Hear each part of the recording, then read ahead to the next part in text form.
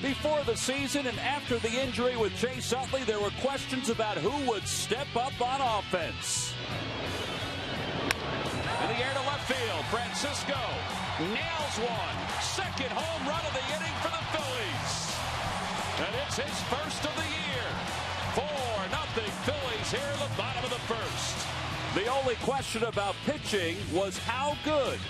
And I think the answer is a bit clear. The pitch. Swing and a miss. He got him. 2 outs. Bottom of the ninth. The pitch. Swing and a miss. He got him with a splitter. The 0-2 pitch. On the outside corner. Called strike 3. Halladay bears down and strikes out the last 2 batters. The 0-2 pitch. Hit on the ground to shortstop. Rollins has it. Short way to second. The ball game is over. Back-to-back complete games by Roy Halladay and Cliff Lee. This one a shutout.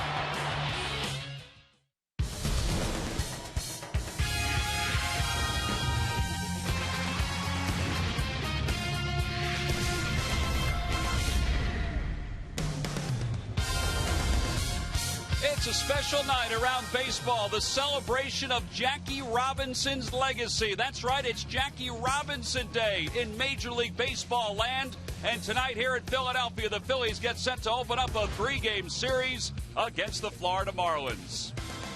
Hi, everybody. I'm Tom McCarthy, along with Sarge. Wheels will be along a little later on. Pretty special the last couple of nights for Phil's pitching, Sarge. Last night, Cliff Lee, coupled with Roy Halladay 2 nights ago, gave the Phillies back-to-back complete games. Tonight, it's Roy Oswalt. But before we talk about Oswalt, we have to think back to what Cliff Lee did last night. Oh, vintage Cliff Lee there as he was on the mound, just throwing every kind of different pitch. Now, let me tell you what makes him so good. He likes to win. He believes in his ability to be able to do just that.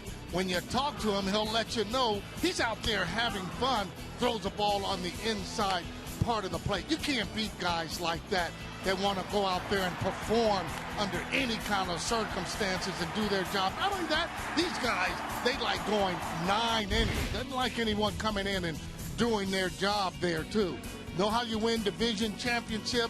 Well, you got to win the series there, Tom, and I'm telling you, the Phillies have done plenty of that. Well, the Phillies have won every series so far this year. Now they get set to come back home and take on the Florida Marlins. It's nice to win series. It's nice to win series within their division, and that's exactly what they've done to start the year. Tonight, it'll be Roy Oswalt on the mound for the Phillies, and he'll be opposed by veteran right-hander Javier Vasquez. Speaking of Roy Oswalt, what does Cliff Lee think Roy Oswalt will have in store for the Phillies and their fans tonight?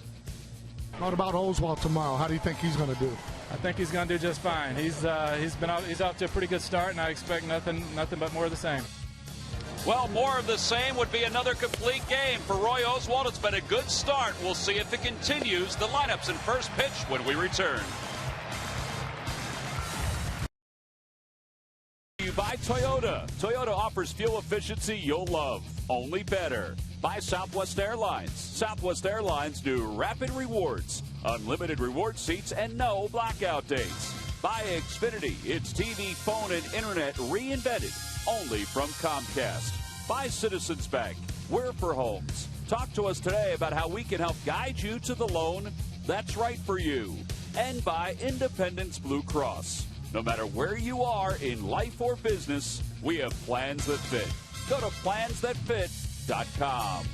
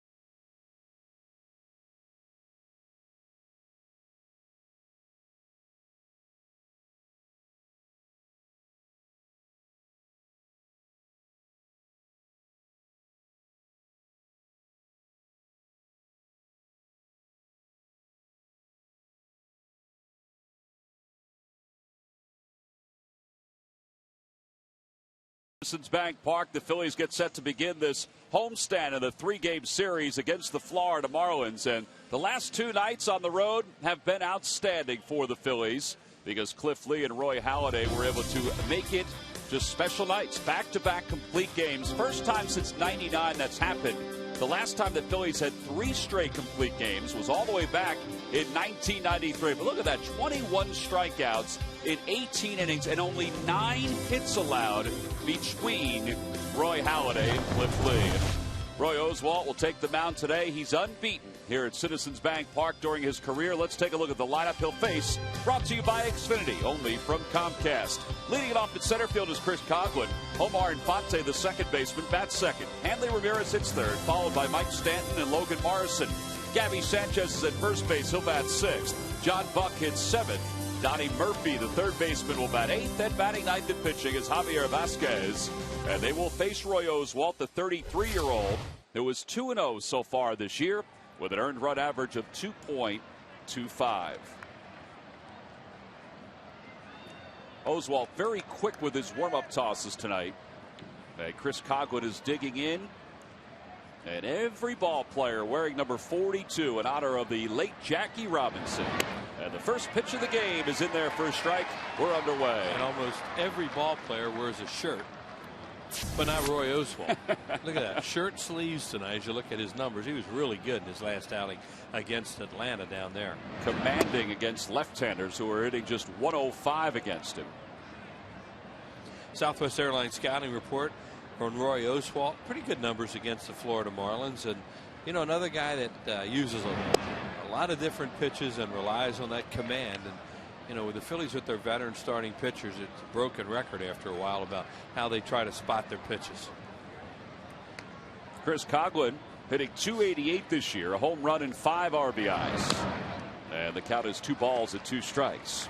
A changeup that he just threw there, and he's behind in the count when he throws it to Coghlan. You saw him jump at it. Oswalt has great arm speed with his pitches. That's why he's able to slap that 62 curveball up there in full hitters with it. And he was using that the other day against the Atlanta Braves. 6 strong innings against the Braves. 2-2 the count. Here's the pitch. Swing and a miss. He got him with a fastball. Little high cheese to Chris Coghlan. And there's one away here at the top of the first. Well, that's right after he threw a changeup, and now he throws a fastball 93 miles per hour away.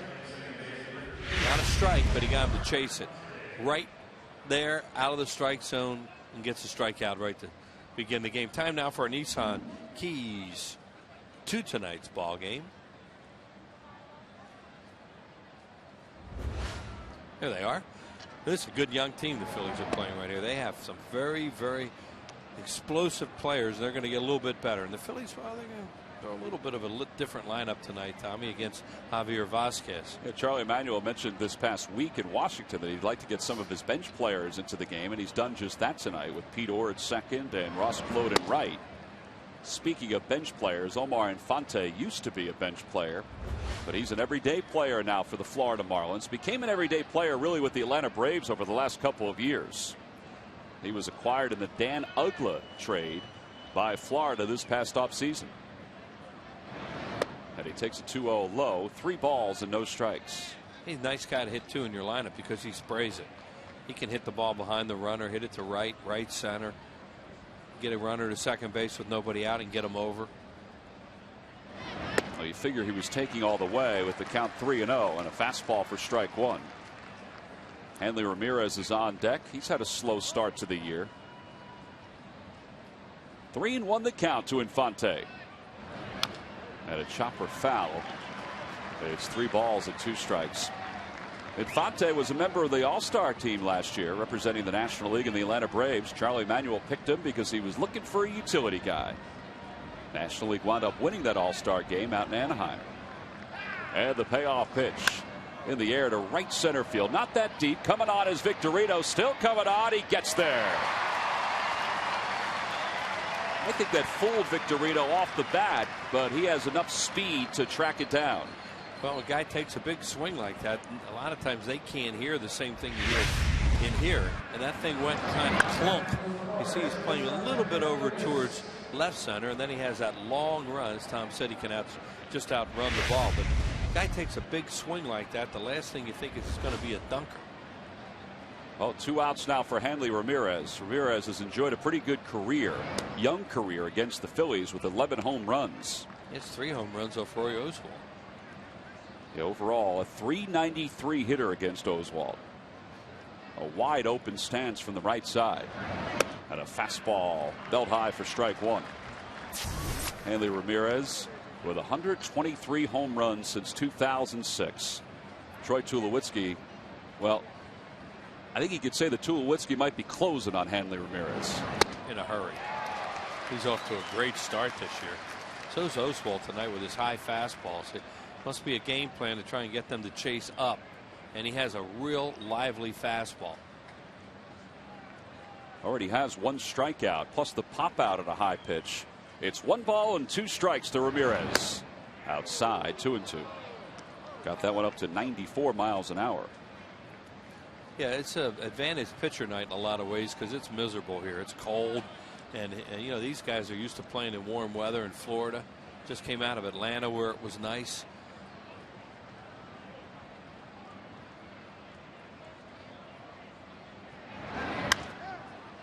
Hit foul off to the right now to play. And it remains 2 balls and 2 strikes. Mentioned the last time the Phillies had 3 straight complete games was back in 1993. Charlie Emanuel was asked today about the complete games. Will he try to get his bullpen some work? He said, get him some work. The starters will stay out there as long as they can. And Ramirez out in front, pops it behind the plate. Ruiz puts it away, and it's a 1-2-3 inning for Roy Oswalt. Nice start for Oswalt. Retires the Marlins in order. We go to the bottom of the first. It's the Marlins nothing, the Phillies coming up.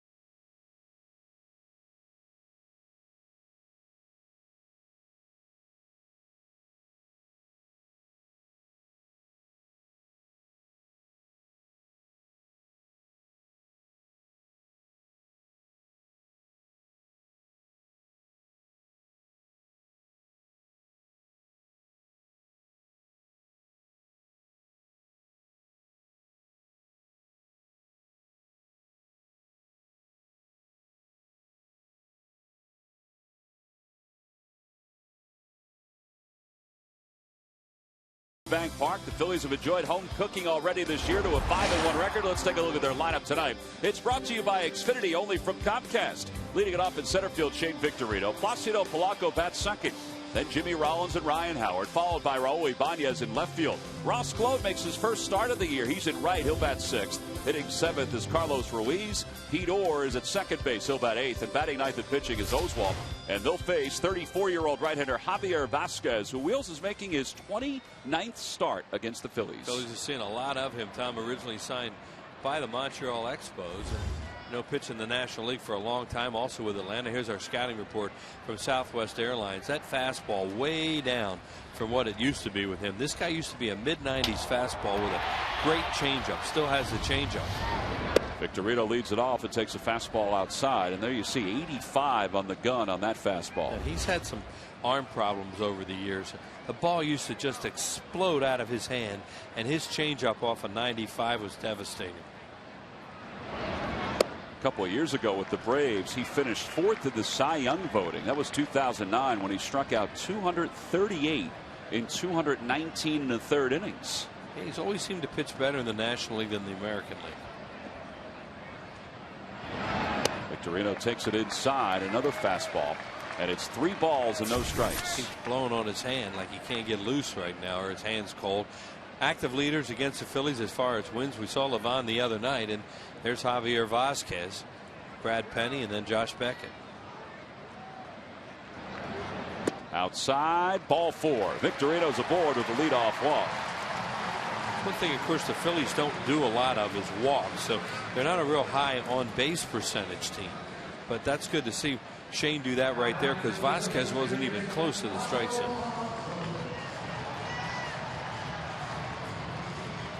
Here's Placido Polanco.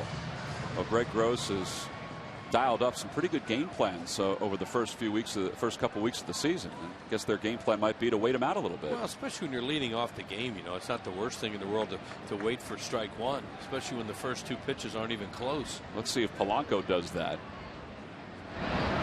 And he was taking all the way, and it's in there for a strike. By the way, you saw the active leaders in victories against the Phillies, Vazquez and Livan Hernandez with 12. Well, with this start tonight, Vazquez has more starts than anybody else currently pitching in the big leagues against the Phillies. His 29, 1 more than Livan Hernandez. In the air to right field, not that deep, and Mike Stanton should have an easy play, 1 away. Well, he got off his fastball to Polanco. He threw him a slider and then a cutter after throwing 4 straight fastballs to Victorino, and that's the kind of thing that Vazquez can do because he has a lot of pitches. But compared to a couple of years ago, there's not a huge separation between the pitches. That's speed. That's the difference.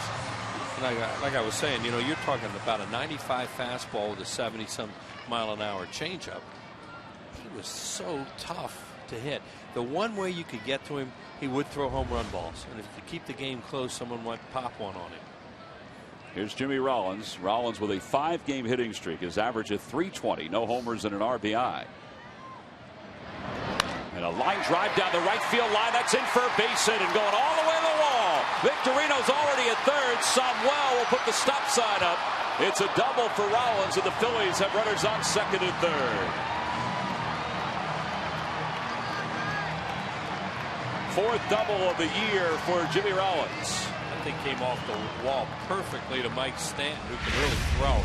So Sammy had to stop it. That looked like another cutter that kind of hung out over the plate a little bit. Fair by plenty, but watch the bounce.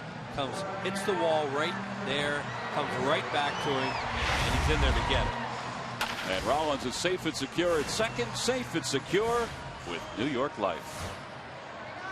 See what they're going to do with their infield now. It would appear they're going to play it back and concede a run on contact. And they're going to go 3 overshift with Ramirez, the shortstop, on the left side, on the right side of the infield. Now that's a little different. Perry Hill is the infield instructor and first base coach for the Marlins. He was a longtime coach of the Marlins that just came back this year. I say it's different because Ramirez sometimes will stay on the left side of the infield instead of moving to the right side. And they'll move the third baseman to the right side. Howard hits one in the air to right field. That's pretty deep. Stanton going back. He may have room. He's at the wall. Makes the catch. Tagging from third, Victorino. He'll score. Rollins hustles to third. And the Phillies take a 1-0 lead. He just got that one off the end of the bat. And look how far it went.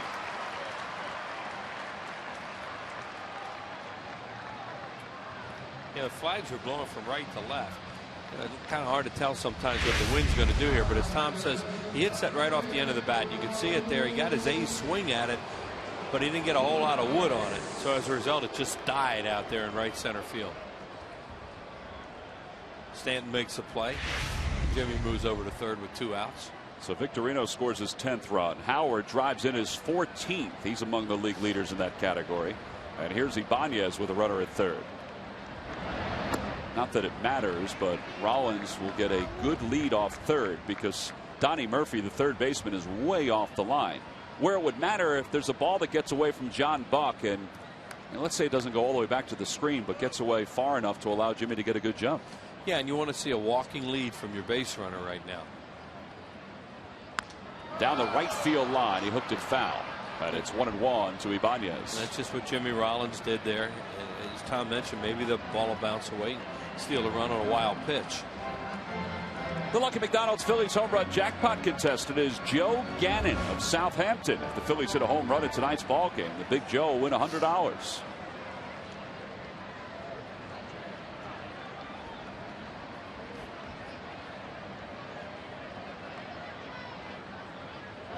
Ibanez loops one to right. That's a base hit. Rollins will walk home from third. It's an RBI for Ibanez and an early 2-0 lead for the Phillies.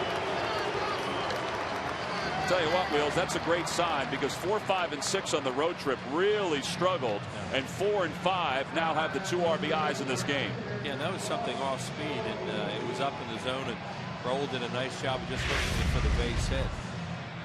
See, he almost one-hands it there. Base hit the right field, and Juan Samuel's very happy, of course, that Jimmy had come over to third on the play before that, because now you don't have a decision. Runner at first, Ross Glode, his first start of the year. Phillies' best pinch hitter only got up 1 time on the road trip. See right here, like I said, it's something off speed. It may have been a changeup. Either that or a curveball because it was so slow. You can't tell from that angle. But, you know, he's a low ball hitter. When he gets out, when he makes out, it's usually because he chases up. Glode pops it up. Foul territory, third base side. Buck off with the mask, has room, puts it away, and the side is retired. But a productive first for the Phils. They get a couple runs on 2 hits. They leave 1. Ibanez gets an RBI. We go to the second.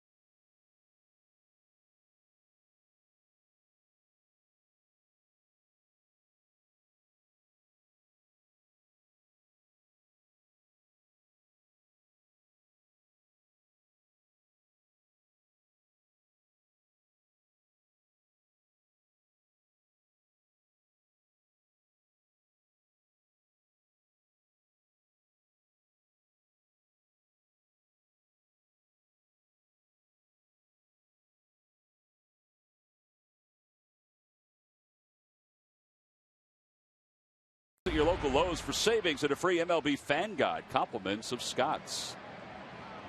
Top of the second, Mike Stanton leads it off for the Marlins. And Stanton, who's been battling leg problems since spring training. He's had a quad issue, a hamstring issue. He's ahead 1 ball, no strikes. He blew a tire in a college game they were playing, their first exhibition game. Was it against Miami? I'm trying to remember. They were playing a college team, and he hurt his leg and missed quite a bit of spring training. Last year he hit 22 home runs, 59 RBIs in his rookie season. Oh, he hits them. Well, there's no doubt about it. He hits some line drive homers. Fastball on the outside corner, 2-1. You combine those numbers with what Stanton did in the minors last year. He had 21 home runs. He had 43 home runs. Made his major league debut right here last year. And Oswalt throws a changeup, and it's 2-2. Well, the conditions here at Citizens Bank Park, 48 degrees and cloudy. There's a storm coming in that is going to be here in the Philadelphia area at some point tomorrow. Supposed to get nice on Sunday, even better on Monday. All right. It's very windy here tonight, too, so it feels a lot colder than 48. 2-2 the count to Mike Stanton. And a breaking ball cut out and missed. Second strikeout for Oswalt. One gone here in the second. Really early, but he has good stuff tonight. He has command of his pitches. Throwing his changeup. It may have been the first curveball that he's thrown. Has a real good, lively fastball. And he has the lead. So Stanton is retired. Logan Morrison will bat. Morrison's a .304 hitter. He already has more home runs this year than all of last year when he hit 2. He has 3. 9 for 26 on this road trip. And he's hit in 7 straight games. Another one of the good-looking young hitters they have.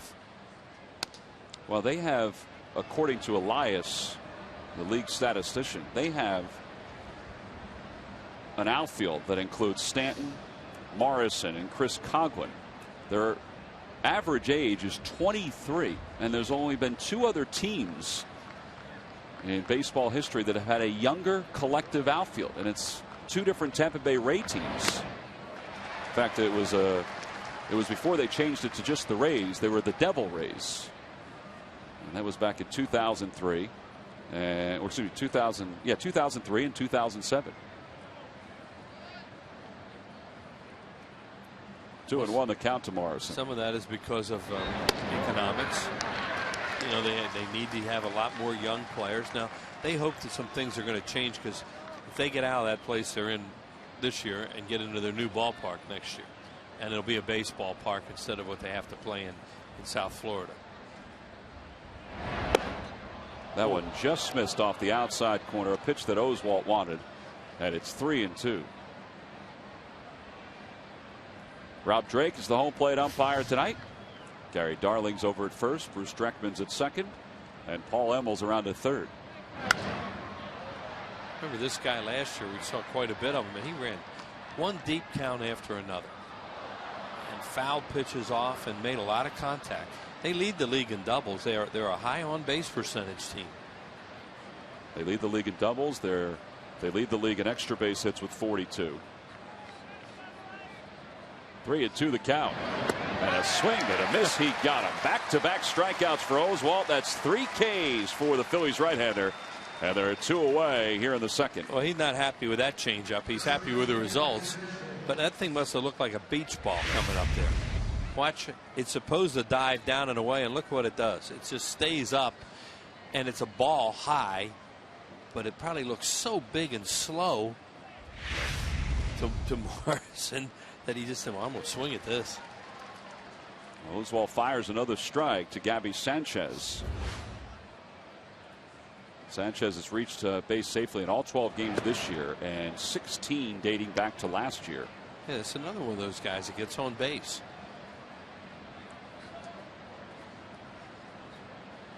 1-1 the count to Gabby Sanchez. 27-year-old who was a rookie a season ago. And he chops it over to shortstop. On the second hop, Rollins has it. Over across the diamond in time. Another 1-2-3 inning for Oswalt. 6 up, 6 down for the Florida Marlins. We played 1.5 here in Philadelphia. The Phillies up 2-0.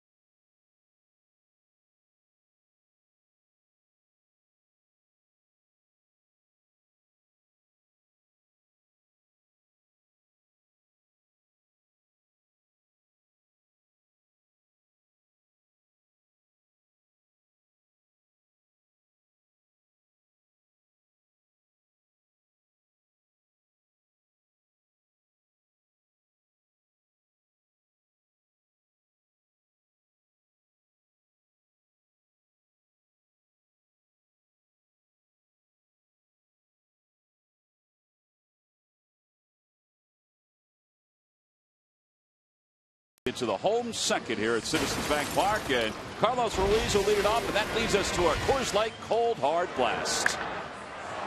And that was last night when he got a slider from Jordan Zimmerman, and that was the first hit of the game for the Phillies. First base runner. Yep. Zimmerman had a perfect game up to that point. Went down an escalator with him last night in the train station in Washington. I asked him about that pitch, and in typical Carlos fashion, he said, "He hang it, I bang it." That was very simple. I said, "How about that other slider that he struck you out?" He says, "I couldn't hit that one." He's hit in 7 consecutive games. And it's 1 ball and no strikes to him. Ruiz during this road trip was 10 for 20 with 2 home runs. 1 was a grand slam and 6 RBIs.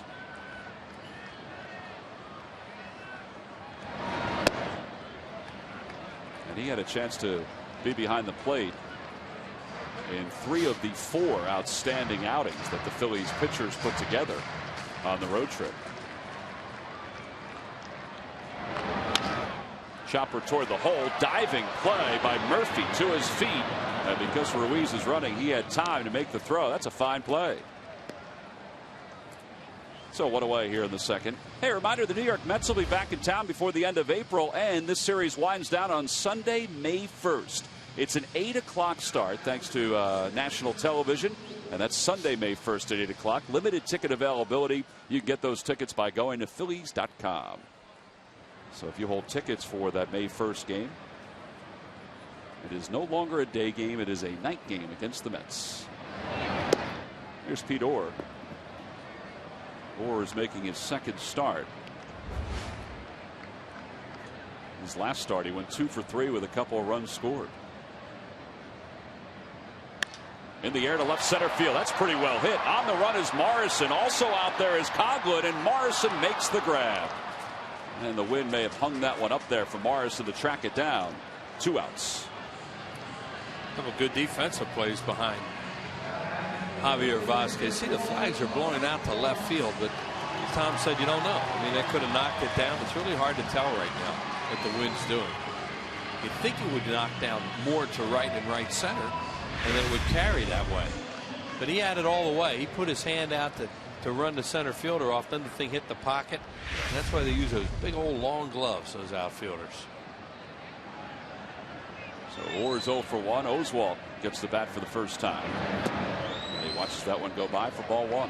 Marlins over the years have not been a good defensive team. It's one of the problems why they struggle is they don't give a team 3 outs. They give them more, and their bullpen has been shaky. They think they're a better defensive team right now.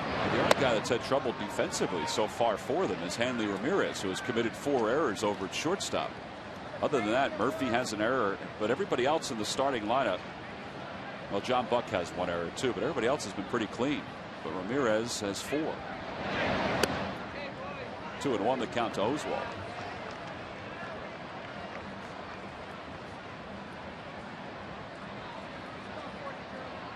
Oswalt's 1 for 4 this year as a hitter. And the 1 was a base hit to right, and he got thrown out trying to stretch it into a double. Yeah, that was in Atlanta last week when Hayward gunned him down.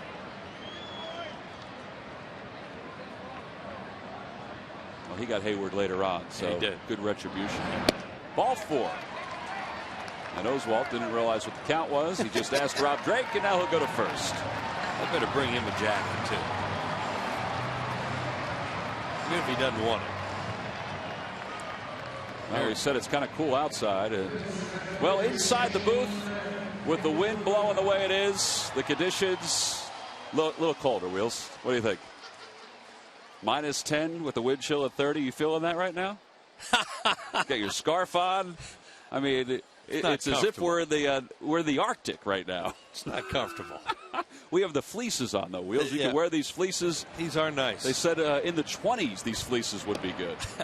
Should have known when that light came on you were up to something. What do you mean I was up to something? Well, there's an instigator who will go unmentioned right now, but you certainly are a willing participant. I will admit to that. Victorino's behind in the count 0-1. Victorino in the air to right center field. Stanton out into the alleyway toward the track. He's there with Coughlin. They collide. The catch was made, and the side is retired. Boy, Chris Coughlin just ran into a very big man out in right center field, but he was able to put it away, and the Marlins get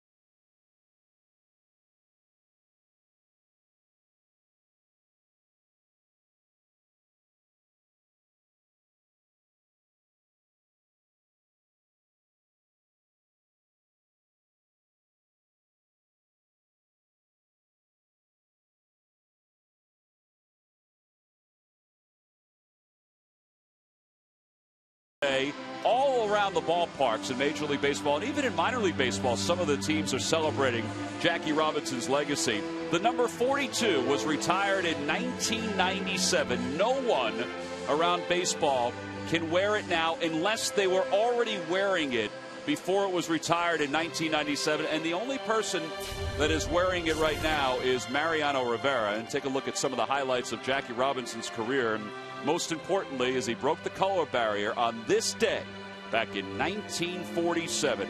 He didn't have a hit in that game against the Dodgers for the Dodgers at Ebbets Field, but he did score a run.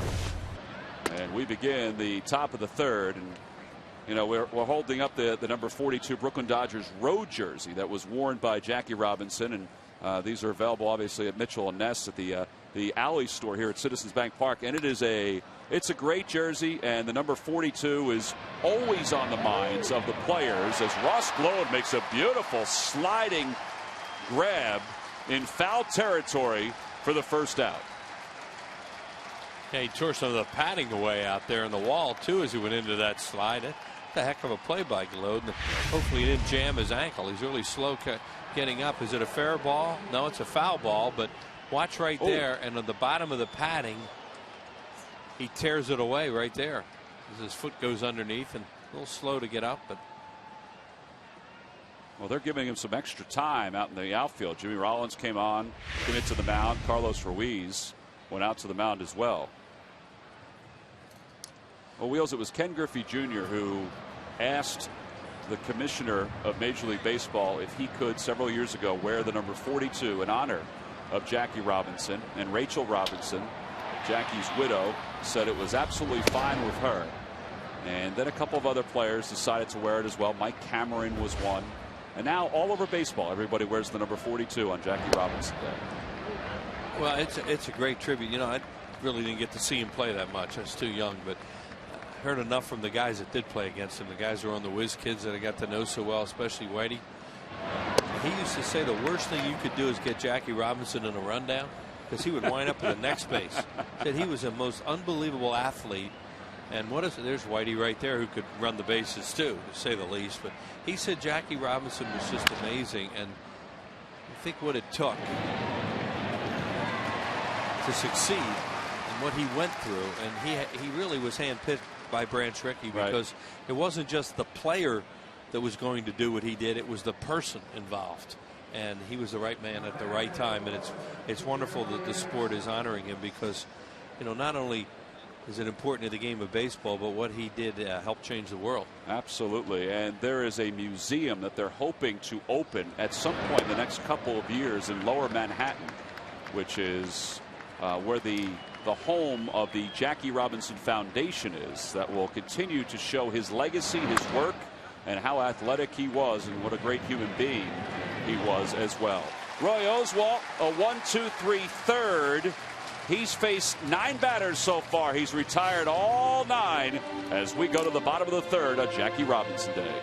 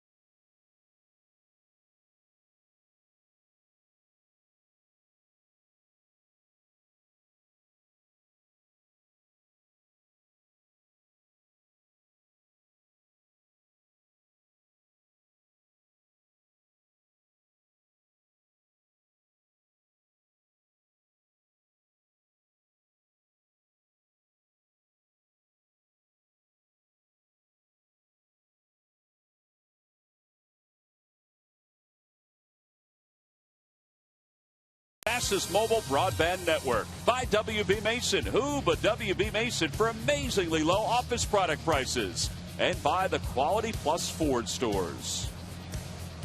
On a windy, cool night here at Citizens Bank Park, the Phillies are home, and it's great to be back in Philadelphia after 6 days on the road. The Phillies were 4-2, and they had a very good opening homestand to the 2011 season. They sit atop the National League East, and they've scored 2 runs against Javier Vasquez, who was a little late getting out because he made the last out in the top of the third. Ross Glode talking with Brian Schneider and Mark Anderson, the Phillies athletic trainer. He made a heck of a grab to start that third, and he looks like he's walking okay, and that's a good sign. Yeah, he went into that slide just a little bit late. That's why they go into those slides coming across the foul line. But he had his eye on the ball, and he wanted to make sure he caught it, and then he went into the slide, and that's how he almost hurt his leg. Great play, though. Yep, Polanco leads it off for the Phillies. He flied to right his first time up.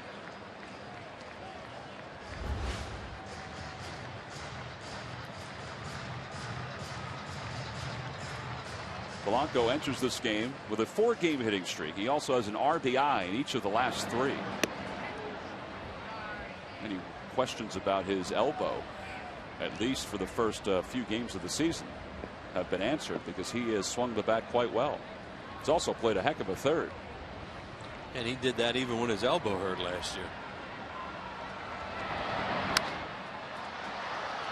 That'll find the seats over the third base dugout. Out of play. On the Toyota Major League scoreboard, Washington has jumped out to a 3-0 lead over Milwaukee. Wilson Ramos has a base hit and a run scored. Milwaukee has been pitching exceptionally well over the last week or so, even without Zach Greinke.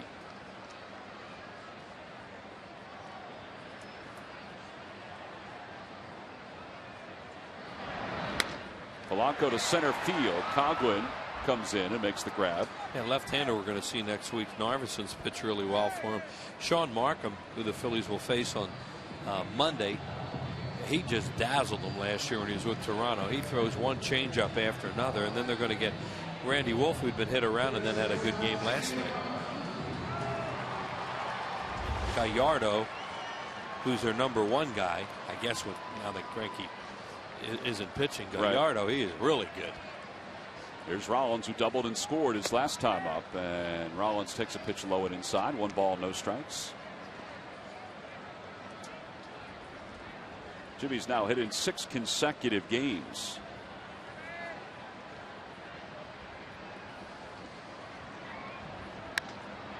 To center field again.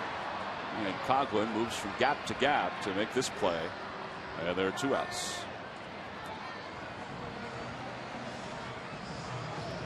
Oh, Wheels, I know you're waiting for it, but here's the Dodge Stump the Fans trivia question. Log on to Phillies.com, go to the fans section for all the information, and please submit your answer on the subject line. The question is, Cliff Lee was originally drafted by what MLB team, but went instead to Meridian Community College in Mississippi before going on to star at the University of Arkansas? The answer will be revealed in the 7th inning. 2 outs for Howard, who has an RBI tonight, his 14th of the season on a sac fly. Tries to check his swing. Doesn't matter. That pitch was a strike, according to Rob Drake.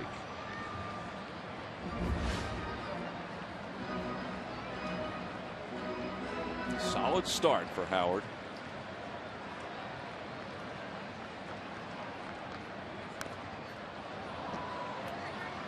Vasquez, if you look at Cliff Lee right there, was just surgical last night, the way he diced up the Nationals. There's Chase Utley just trying to get better. Yeah, ran yesterday for the first time. Ran around the rim of the infield yesterday.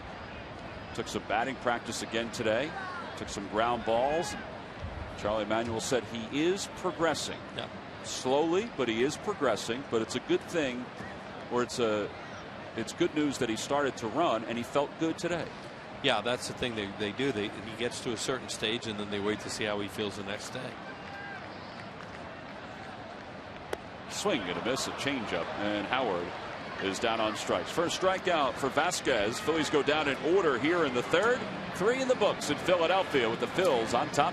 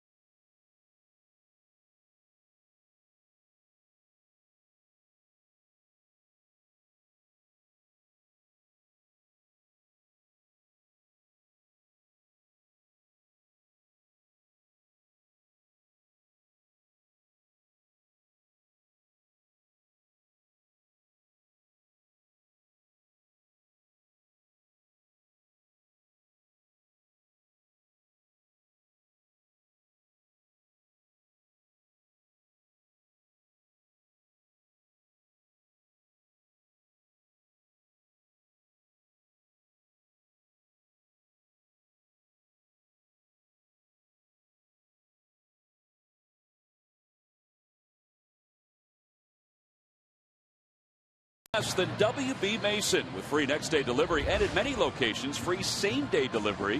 WB Mason is the one office supplier that really delivers. Who but WB Mason?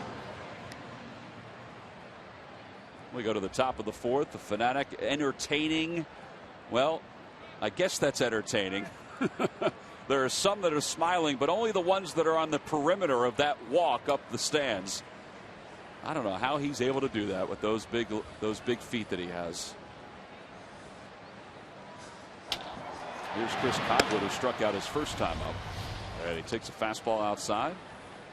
Gary Matthews joins us here at the top of the 4th. So far, so good for Roy Oswalt, who has been throwing strikes and has been setting down the Marlins, Sarge. Yeah, good control here with his fastball. And every time you talk to the pitchers, they'll tell you they work off the fastball and go from there. Good fastball. Yeah, that's an overpowering fastball right there. It jumped at the end, or at least it seemed like it did. That's the difference, though, between now and then. Early on when he was pitching, he'd throw like this hard just about all the time. Now he mixes it up, and when he has to come at you, he will. In the dirt, and it's 2 balls and 2 strikes to Coghlan. Well, Oswalt here at Citizens Bank Park in 11 starts is 10-0 with a 2.17 earned run average. And you also include 1 postseason start. He has 11 wins without a loss. He was 4-0 with the Astros. And that's a called strike 3 right on the outside part of the plate. Coghlan can't believe it, but that's a little paint right there. Boy, let me tell you something. That pitch is just filthy. Nothing you can do about it, especially if you're looking for off speed there at all. This ball just freezes him. Looking at it on the outside part of the plate with that movement. That's a good pitch. He had no chance at that one. Oh, boy.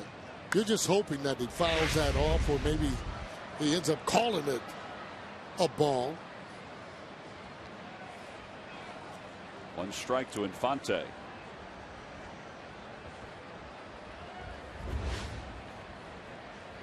Infante fly to center his first time up.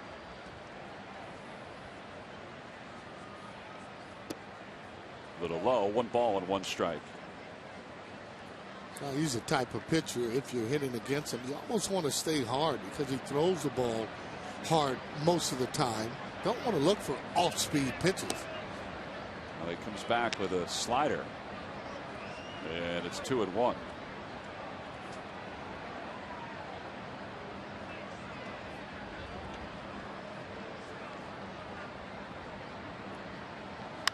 In the air to left field. That's pretty well hit. Ibanez may have room. He does. At the track, makes the catch. 2 outs. Follow the Phillies with the MLB.com @BAT11 app for your iPhone, iPad, Android, or BlackBerry. Get live audio, pitch-by-pitch tracking, video highlights, and more. Text @BAT to 31826 or visit Phillies.com for details. 2 outs here in the 4th, and Hanley Ramirez is the batter. Ramirez fouled out to Ruiz his first time up. And there have been a number of instances tonight where Oswalt has put on a little bit of a clinic in pitching, but that at bat was probably the premier clinic because he got Ramirez out in front. Anytime they're off balance, that pitcher has done his job. Now, Ramirez talked about being the leader of this young ball club, but the fact is you can't talk about being a leader. You got to show by more example. Now that bugs the pitcher. That, to me, a little bit of a late call. Yeah, I'm surprised Rob Drake gave time to Hanley Ramirez, honestly. And take a look at it now. Once he starts, that should be it. Now it's way too late. That's way too late. I agree with you on that. And they're not supposed to give time. You know, the hitter is supposed to stay in the box. He's not supposed to step out in between pitches anymore. We talked about that. Well, not only that, though, you don't step out until, well, you do hear that timeout. Good pitch. 1-2 the count to Ramirez. Well, that was more courtesy, though, getting that call. You know, just stepping out kind of on your own. Oswalt's ahead. 1 ball, 2 strikes to Hanley Ramirez. Already 4 strikeouts in the books. Here's the pitch. Out of the way, 2-2. Tried to hump up on that pitch there. Wanted it inside. Trying to jam Ramirez. Has an open stance at the plate. Looks for the ball out over the plate. He's one of the young stars in the league that can hit that ball a long way at that shortstop position.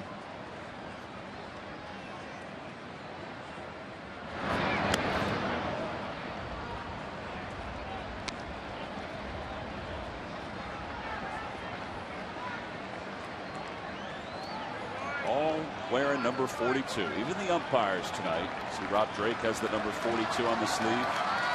Ramirez, Ruiz, everybody on the field. The payoff pitch to Ramirez down the right field line. And that slice is foul and out of play.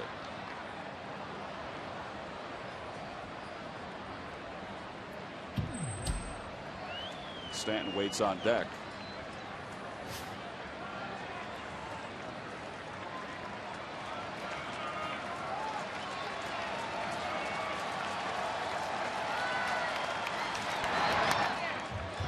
Pretty good battle going on right here between Oswalt and Hanley Ramirez, with the Phillies up 2-0 and 2 outs in the top of the 4th.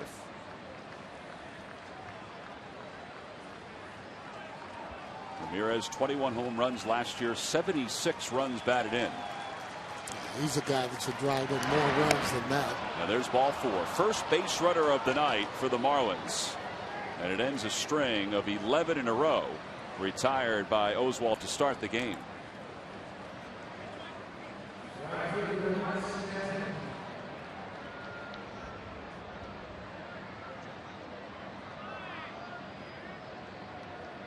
So Ryan Howard will hold the base runner on for the first time tonight. And that means Oswalt will work from the stretch against Stanton, who struck out back in the 2nd.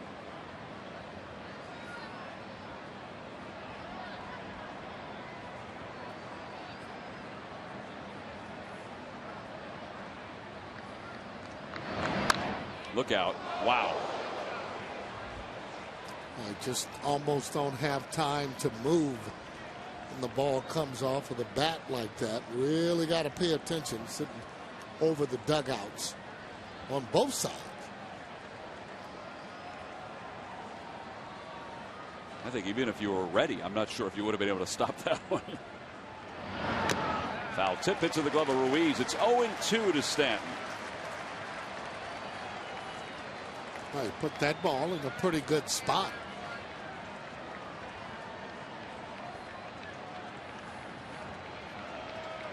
Ramirez leads off first. And the pitch.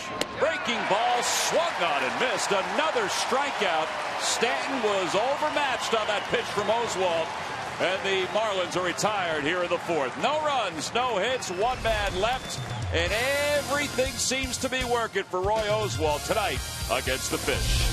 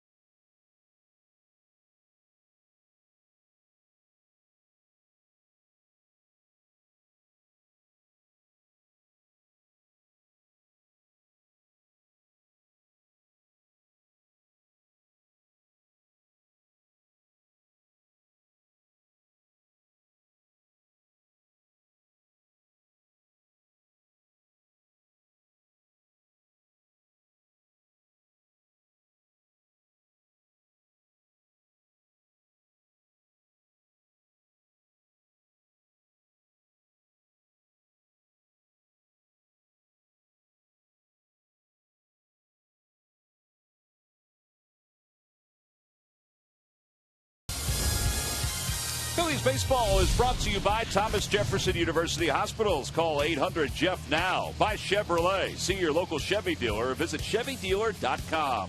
And by Southwest Airlines. Southwest Airlines' new Rapid Rewards. Unlimited reward seats and no blackout dates. Phillies lead at 2-0. We begin the bottom of the 4th. Ibanez against Javier Vasquez. And Vasquez takes a strike. It's 0-1. Ibanez had an RBI single his first time up. In the air to left field. Morrison stood his ground and then went back to the track to put it away. And there's one away.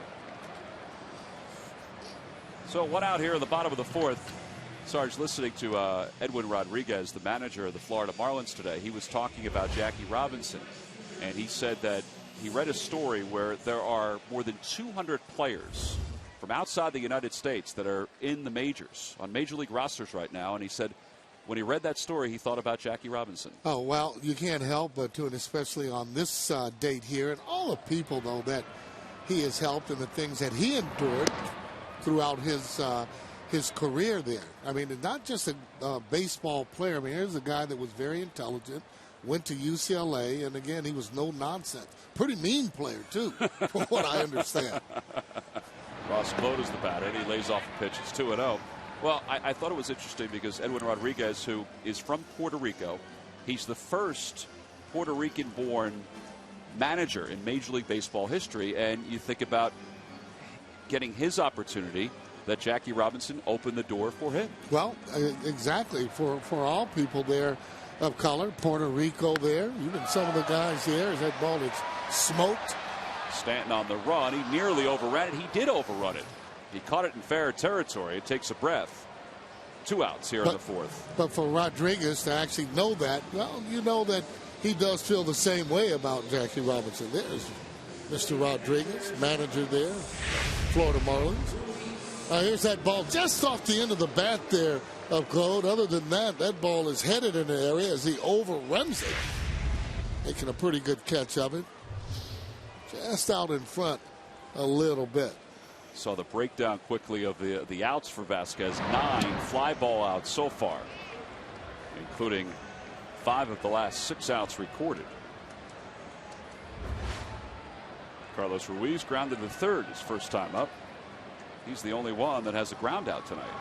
And a line drive, base hit down the left field line. That one's heading toward the corner. Morrison cuts it off before it gets to the corner, but Ruiz will pull into second with a 2-out double. Boy, he is really hitting the ball hard, coming on very strong here lately. Remember, he didn't get a lot of spring training, but look at that fastball he turns on. His setup, watch, foot down as he turns on it. That's what you have to do. You clear your hips on an inside pitch. And now they're going to walk Pete Orr intentionally. And they'll pitch to Roy Oswalt here in the fourth. Sarge, is it early or odd to walk Pete Orr in this spot down just 2-0, or is this an indication that the Marlins feel like Roy Oswalt's got some pretty good stuff and they don't want to take a chance of another run scored? Well, they don't want to give up another run, and they'd rather have it with 2 outs, a right-handed hitter as opposed to the left-handed Orr. They're just taking their chances that, you know, they'll be able to get the pitcher out, and good for the Phillies because it turns over the line. Absolutely. Absolutely. And, you know, maybe you get a base hit here from Roy Oswalt, too. Well, this Monday, the Phillies will welcome in the Milwaukee Brewers for the start of a 3-game series. 2 night games and a day game. That day game is the Citizens Bank Business Person Special. But the first Hatfield Dollar Dog Night of the year will be Monday at 7:05. Get your tickets now by going to Phillies.com. 2 away. Oswalt walked his first time up. Infield is back all the way around with 2 outs. And Oswalt takes a breaking ball for a strike. It's like a get-me-over breaking ball. Roy Oswalt was trying to ambush him there, meaning first pitch fastball. He was already geared, getting ready to swing.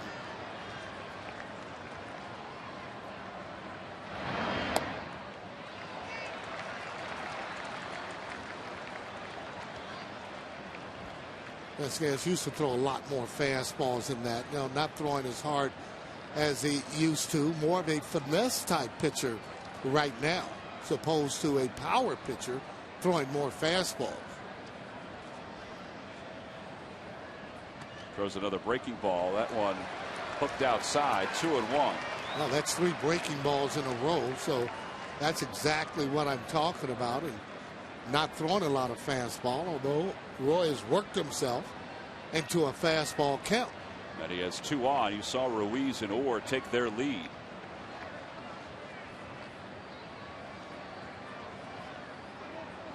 Two and 1 the count to Oswalt. And a fastball at the knees.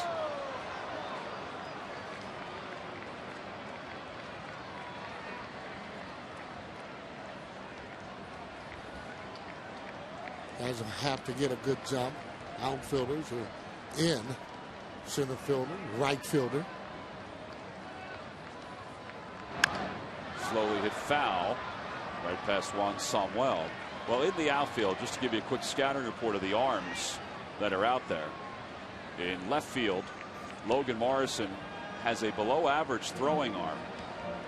In center field, Coughlin has a below average throwing arm. This is all part of the scouting report that the Phillies have. In right field, Mike Stanton, who's the shallowest of the three, well, he has a gun. Good arm, strong arm. Get that. Usually the right fielder does have your strongest arm. Runners lead off. High chopper toward third, and Murphy will just run it to the bag, and the Phillies are retired in the fourth. No runs, a hit, 2 men left. Roy Oswalt will go back to the dugout before heading back to the mound against the Marlins.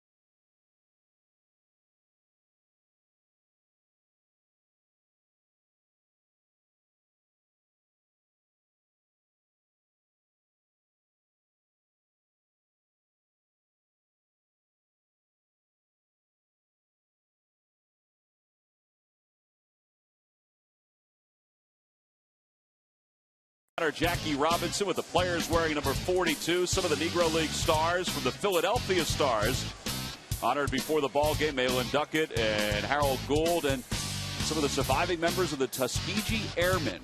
They were part of the color guard tonight, and the Jackie Robinson Foundation scholarship winners for Philadelphia, all part of the festivities tonight. Coors Light Freeze Cam brought to you by Frost Brewed Coors Light. Logan Morrison gets into one. Deep right center field. Victorino on the run into the alleyway. That one is gone. Just over the bullpen fence. The first hit of the night for the Fish. It's a solo home run. Well, Morrison with his 4th homer of the year, and a salute to his father who passed away this past offseason. Yeah, well, he's a good hitter. Yeah, look at this, out over the plate, hits that ball straight away center field. It's kind of weather, wind kind of crosswind there a little. That ball was hit a ton. Well, that's his 4th home run of the year, 10 RBIs, and Gabby Sanchez takes a pitch low. It's 2-0. That's only the 5th home run allowed by Phillies pitchers this year. Oh, they've done a great job in keeping that ball in the ballpark. Fastball for a strike. I think it's impressive, Sarge. Just 5 home runs allowed. And usually the balls that are hit out of the ballpark are the ones that are more belt high.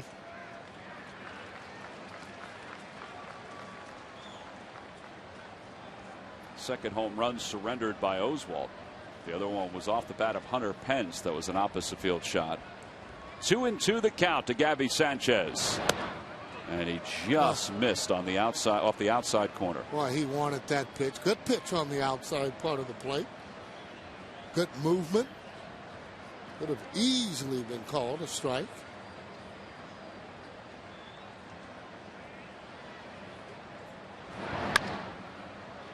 Towards center field. Here comes Victorino. He's not going to get there. It drops in front of him.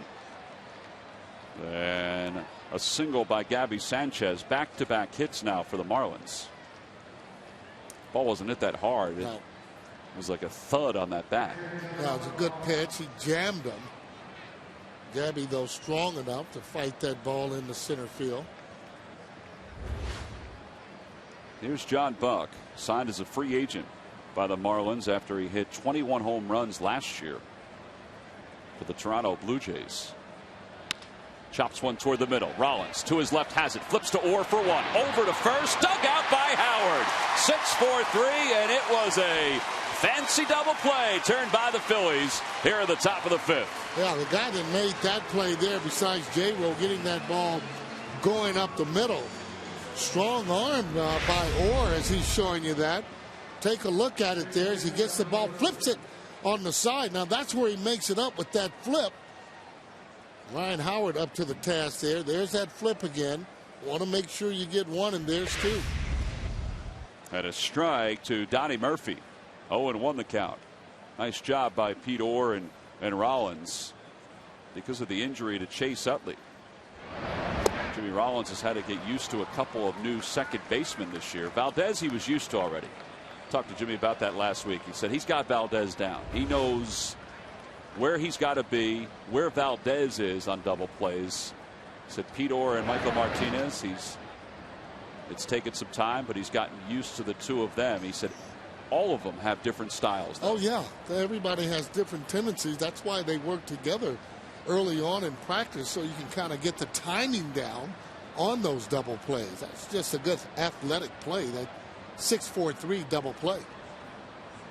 1-2 the count to Murphy, and the pitch down the right field line, foul.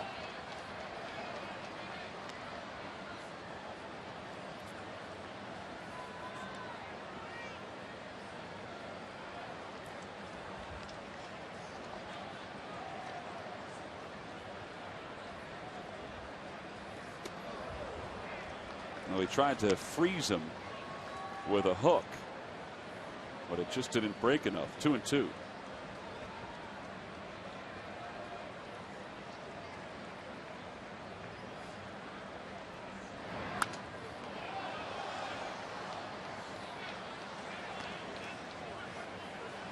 Roy Oswalt, just at that last minute when he's throwing, kind of jumps at you a little bit. So it makes it difficult sometimes to determine whether or not it is fastball or the off-speed pitch. Got to really pick up that pitch quickly. Swing and a miss. He got him. Another strikeout for Oswalt. That's his 6th of the game. That finishes up the 5th. The first 2 outs, though, on a nifty double play started by Jimmy Rollins. The exchange by Orr.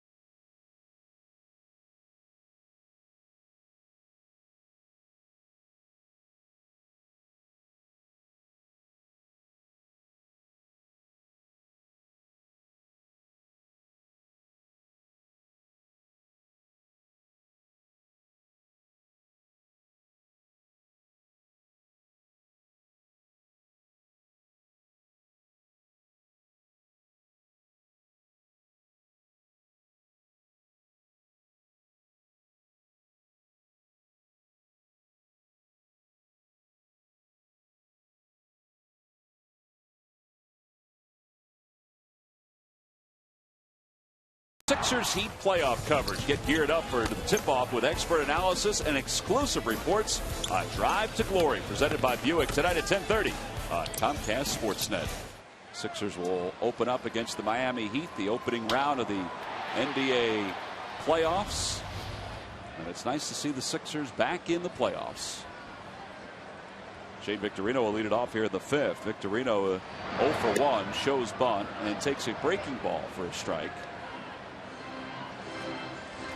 Victorino, too. He's the type of player, even with that infielder in, if he bunts that ball in the right spot there, right going down the line, he'll still end up getting that base hit there. Pretty difficult to throw out.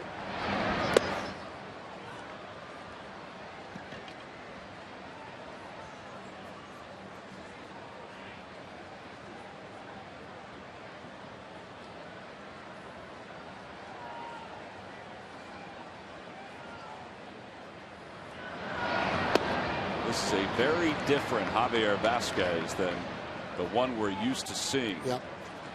Back in 2009, he was more of a power pitcher. I mean, there's no two ways about it. In 2 years, his style has changed unbelievably.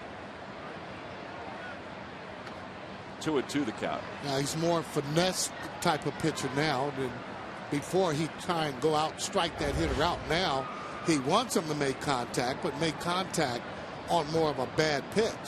That's why he's got so many deep counts. And he's been in the American League and the National League. That's why he's been able to beat all 30 teams. Now, 2 years, Sarge, and he's 35. But what does it tell us that in 2 years he's changed this much? Well, he's had to. Pitchers do that. Same as hitters. That's making an adjustment from the way that he used to throw and throwing the ball, being a power type pitcher. Outside 3-2. And there again, when you see that type of a pitcher, all you're doing is trying to wait back. You know, he shouldn't be able to throw the ball by you. These kind of guys more or less will trick you more than being able to throw the ball by you, especially for a strike. Outside ball 4. Victorino's aboard with his second walk of the night. On the Toyota Major League scoreboard, one of the surprise teams in Major League Baseball. Well, two of the surprise teams, the Indians and the Orioles. The Indians now more so than the Orioles because the Orioles were swept by the Yankees. The Indians lead the Central with the Kansas City Royals. Unbelievable. That's why it's early. That's why you play 162 ball games, too. You mean they can't just call it quits now? Don't want any luck involved.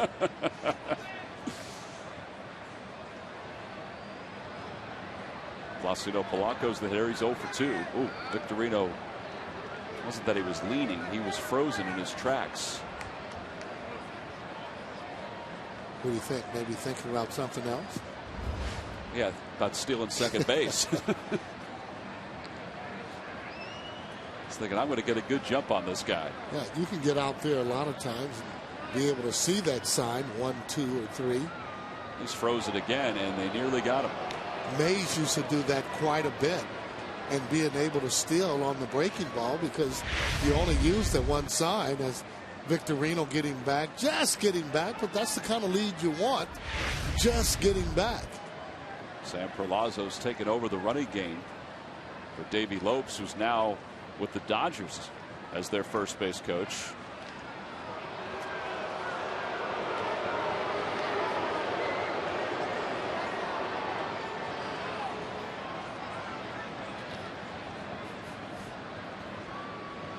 Victorino has stolen 2 bases this year. He's been caught 1 time. Well, he's leading by 1 here in the bottom of the 5th. There he goes. Nope, he stopped. He broke, and then he must have just spun his wheels. Well, that's why, too, Polanco took that pitch. You know, he thought he had a good jump. If he had gone when he was going on the break, I thought he had a pretty good jump. You know, you have a base stealer on as a hitter. You can look for those fastballs. He continues to get off-speed pitches. Victorino should be able to walk down to second base.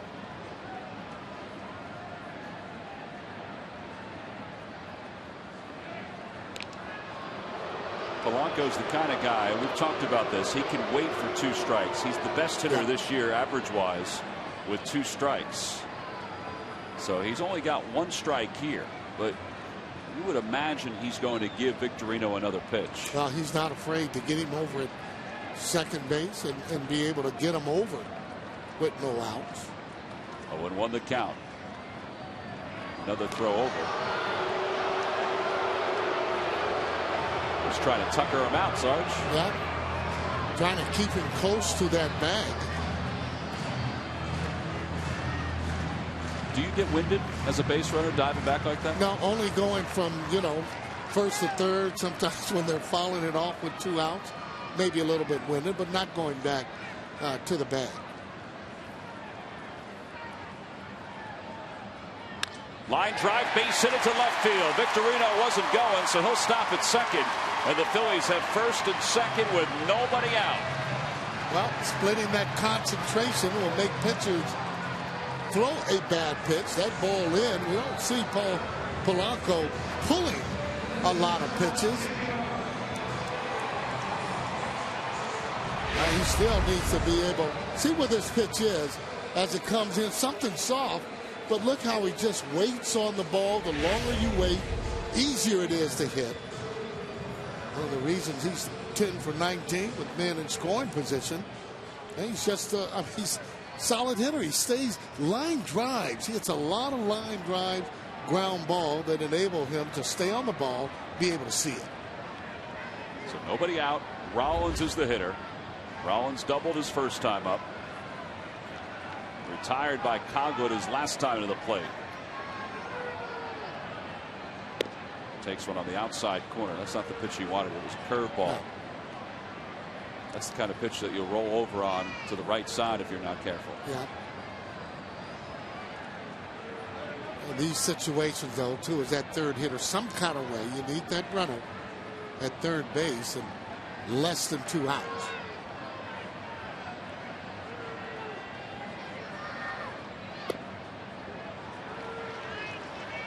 Tell you, they are really giving Rollins the left center field gap. Now, he doesn't often shoot the ball the opposite way, but they are really cutting off the right center field gap. Yeah, and they'll throw the ball toward the outside, hope that he does pull the ball. J-Ro does pull a lot of balls, and gives you an indication of the charts that are being kept. Pulling that ball there on the ground, and also fly balls in the field. Outside, 2-1. Well, you just got to like so far this season the way the hitters have been patient at the plate. Vasquez is a pitcher that you got to be patient with. He's not afraid to pitch behind in the count.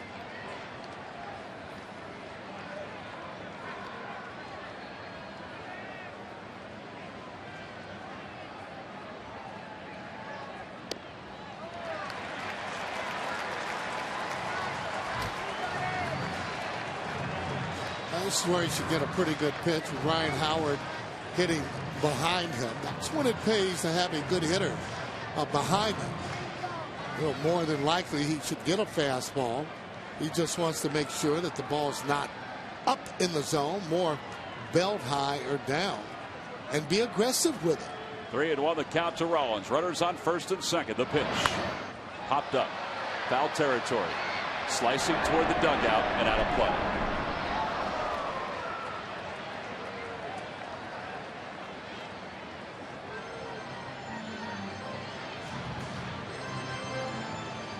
I was practicing there, swinging down on the ball, trying to get on top of the ball.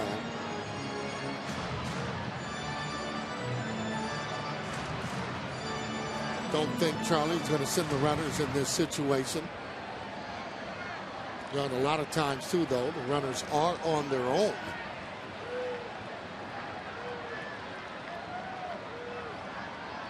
Polanco peaks at Victorino. They lead off. And Vasquez wanted to make sure Victorino wasn't going to break toward third, so he spun back toward him. Big spot in the game right here. Well, they can get over, too, on a long fly ball. In the air to shallow left center field. Long run for Coghlan. Morrison is there, and he makes the catch. And And there's one away. Victorino back to second. Polanco back to first. And Rollins just shakes his head because that's not what he wanted to do. No, not a good at bat there. And that, not a bad pitch. The last two pitches, 3-1 was the best pitch that he had. Edwin Rodriguez talking to Randy St. Clair, the pitching coach. Randy St. Clair was a longtime pitching coach for the Expos and the Nationals before he was let go by Washington and then hired by Florida. Hey fans, host your next corporate or social event at Citizens Bank Park. You can get a chance to take a tour of the ballpark. Use the new Fanavision, the new HD board. It's a beauty. Call the special events department at 215-218-5100 or log on to Phillies.com/special events. There's so many spots around this ballpark that when you come to see a game you may not have seen, well, you can use those spots for one of your special events. Ryan Howard is the hitter with one out. Runners on first and second. Vasquez, the right-hander, looks back at second, and he delivers outside. Big hole between shortstop, almost could drive a truck right through it. Well, if he drives a baseball through it, Victorino's going to score easily.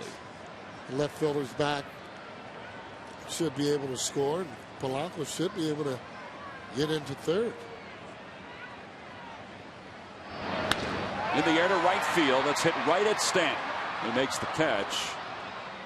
And still runners on first and second, now with two outs. See how important that is to be able to get that runner over to third base. That same ball with Shane Victorino on third. He scores on that ball. Right, even with Stanton's arm, there's no chance he would have thrown Victorino out of the plate. So Rollins pops out to left, and Howard lines out to right. And it's left to Ibanez, who has an RBI tonight. He's 1 for 2.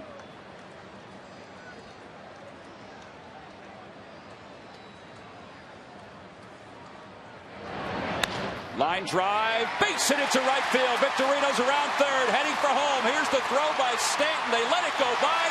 He scores standing, and the Phillies take a 3-1 lead.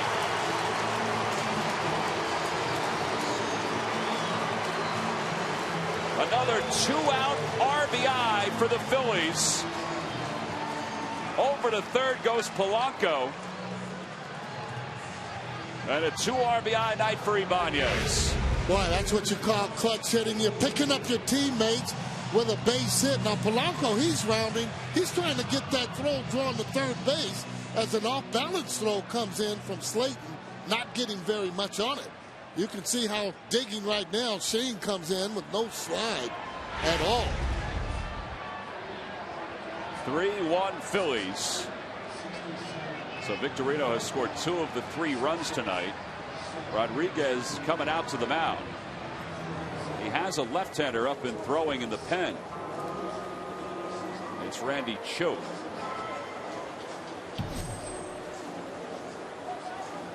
It's a little tougher, Sarge, to tell who the guys are because everybody's wearing 42. Right. Exactly.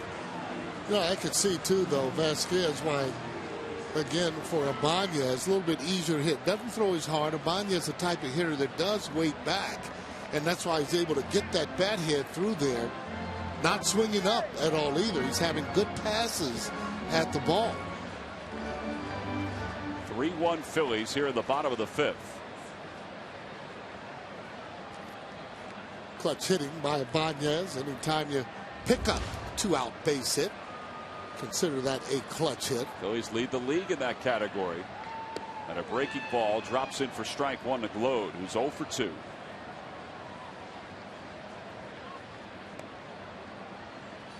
The infield is back.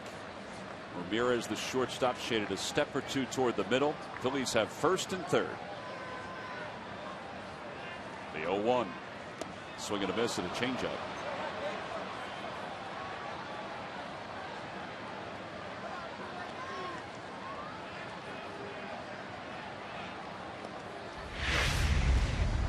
Take a look at this pitch here as he throws it off speed, looking fastball. Been there, done that. I'm not sure what John Buck was doing when he hopped in front of the plate like that. To right center field. Stanton's on the run. It'll hang up there for him, and he makes the catch, and the side is retired. So Vasquez allows one. It could have been a lot worse for him. We go to the 6th with the Phillies up 3-1.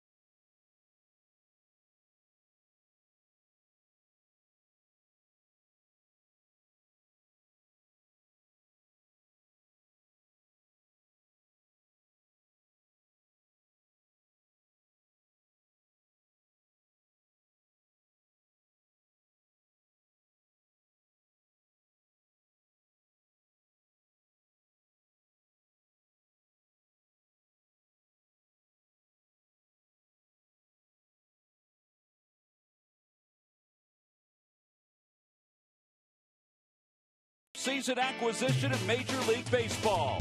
Back in a Phillies uniform, back on the mound, and back in command. Number 33 was dominating in the District of Columbia. Out of his left hand and into Chooch's glove, 12 Nationals went down by strikeout.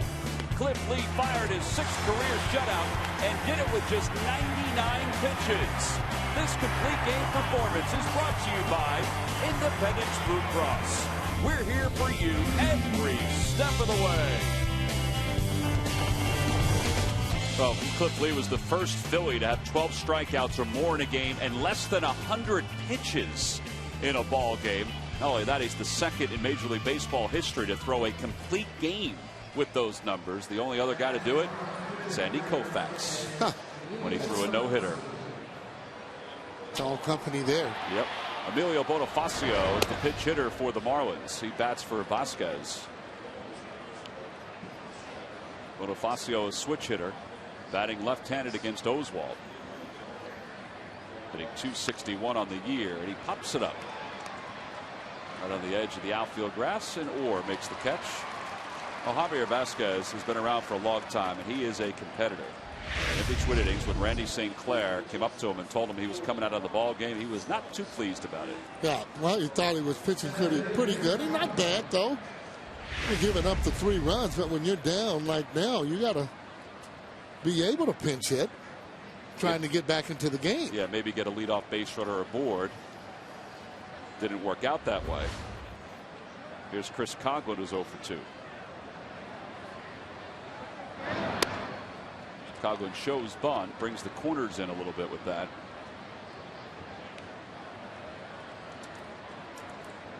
Chris Coghlan was the Rookie of the Year a couple of years ago. To right center field. That's pretty well hit. On the run is Victorino. So is Glow. Victorino's out there. He makes the sliding attempt, and it's off the base of the wall. Well, he got it back quickly, and it's a double for Coghlan. Well, Coghlan timing that ball. I thought for a second Victorino might have had outrun that ball. That ball's been hanging up in the air. Makes a great play, nevertheless, as he slides down to be able to get that ball there. Comes off of the wall. Just didn't get there. Maybe another couple of steps. You can see that ball in front of him. A little stand-up slide, ball coming back. That fence giving him a little help with that ball coming right back to him. Oh, and he made sure he got it in quick enough that Coghlan stayed at second, because he was probably thinking 3 if that ball got away from Victorino. Here's Infante, and he bunts at it and bunts it into the glove of Ruiz. It's 0-1.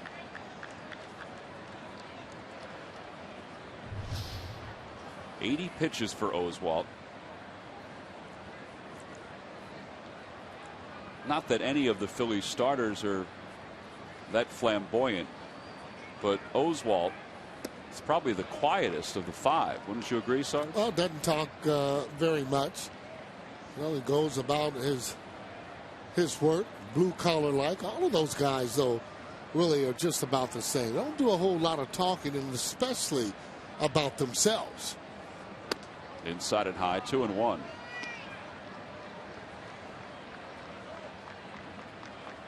Well, the guy you just saw with the hooded sweatshirt on in the dugout, Roy Halladay, a 1.23 ERA, second best in the National League. And over in the Marlins dugout is the guy who has the third best earned run average in the league, and that's Josh Johnson. And neither will pitch in this series. But Johnson, he's been pitching lights out himself. Throws the ball extremely hard. He's come up with a good breaking pitch. Almost kind of learned how to pitch now. Wants to be the #1 on their staff.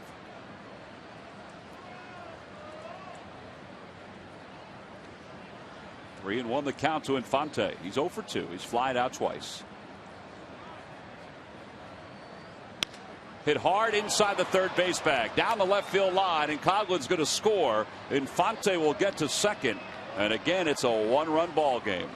Back-to-back doubles for the Marlins, and they are the league leader in 2 base hits.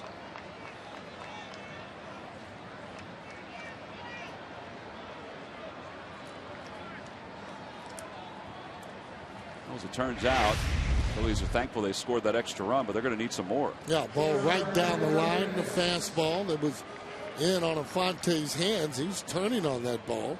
Infante, we've seen him with the Braves. He's a good fastball hitter. Well, now he's in scoring position with 1 out. Hanley Ramirez, the batter. Ramirez 0 for 2 with a walk, or 0 for 1 with a walk, and he takes a fastball for strike 1.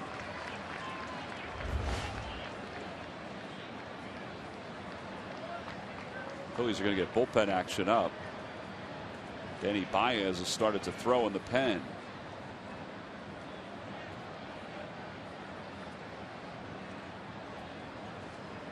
Well, Roy is up third in the lineup after this half.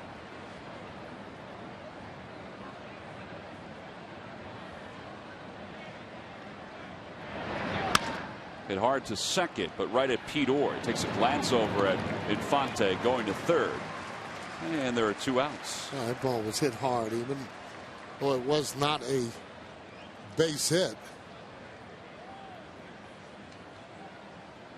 Just a matter of time before Ramirez starts to get that long ball stroke. Hope it's after he leaves Citizens Bank Park, however. Yeah, he had 63 at bats in the spring. This is Hanley Ramirez without a home run.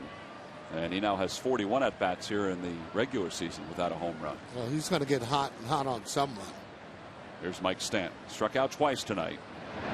And a swing and a miss. And that's the kind of pitch that Oswalt's been tantalizing Stanton with the entire evening. Boy, you just get so frustrated as a hitter when you're swinging at those soft pitches and swinging through them. Fastball popped up to the right of the plate, up the first base line. Howard's coming down. Chooch is there, and Chooch makes the catch as he falls down, and the side is retired. Oswalt got into a little bit of a jam here in the 6th. He allowed a run on 2 hits, but he threw the right pitch at the right time and had the right catcher in the right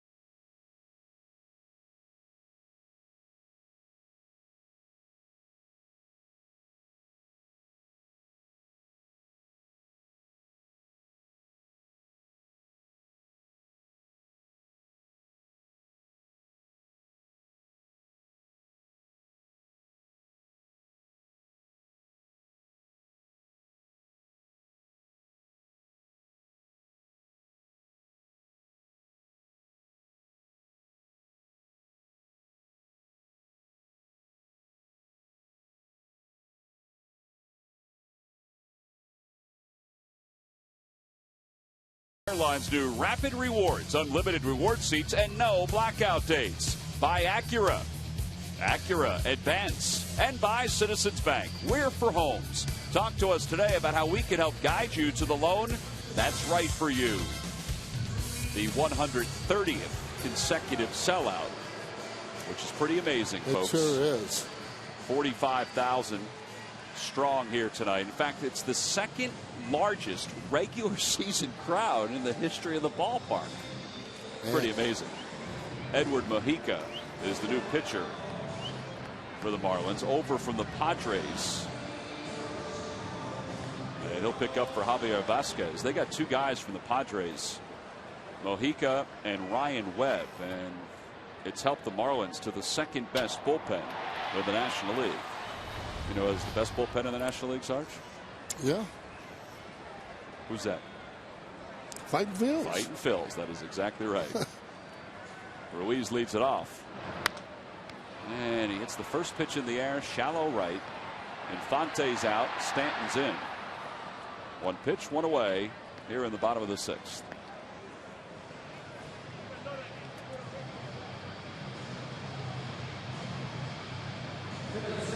And that'll bring Pete Orr to the plate. We'll get an indication in a moment if Charlie Manuel is inclined to go to the bullpen in the seventh, because Oswalt is due up after Orr. Orr was intentionally walked in the fourth. Flied out to deep left his last time up. And Oswalt's out of the on-deck circle.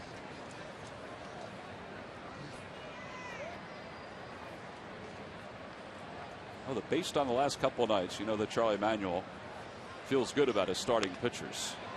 And Orr just missed an extra base hit.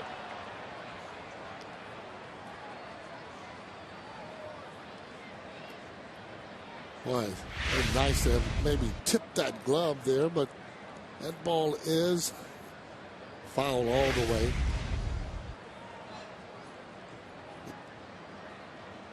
Oh, into the count.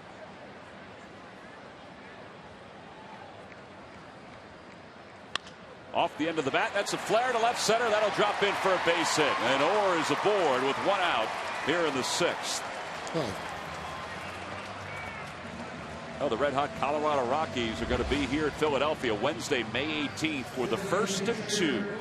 In fact, Thursday the 19th, you see that cap right there to the left. All fans will receive it. It's Teva Respiratory Asthma Awareness Night at the ballpark. And that cap is free to all fans. It'll go nice with that jacket. You get your tickets by going to Phillies.com. In fact, that hat would go with the old school Phillies jersey. That powder blue. Yeah. Oswalt shows bunt.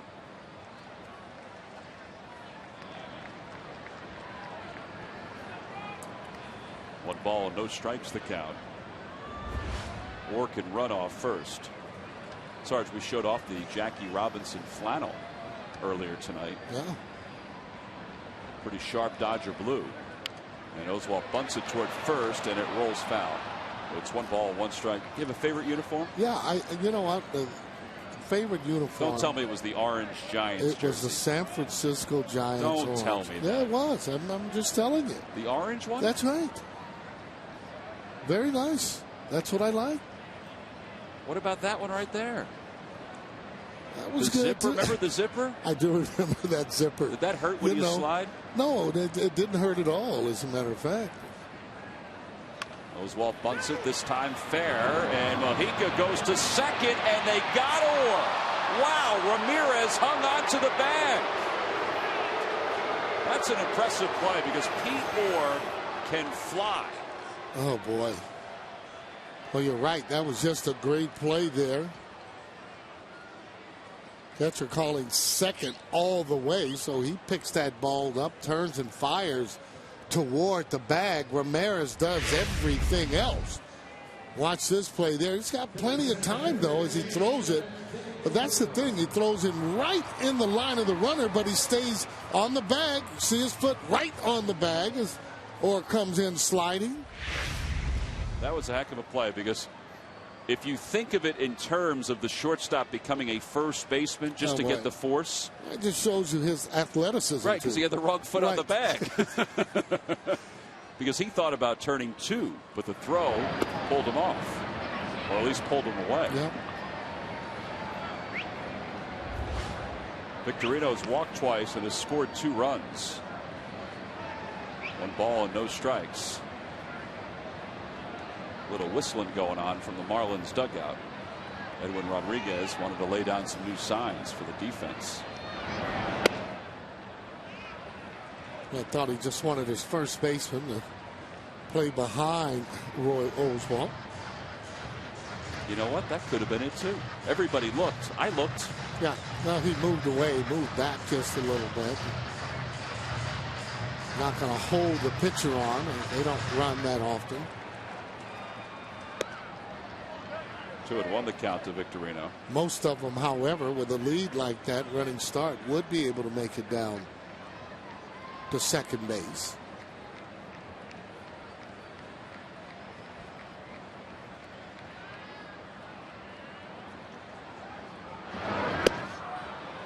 Two and two now to Victorino. A little out in front of that splitter from Mojica.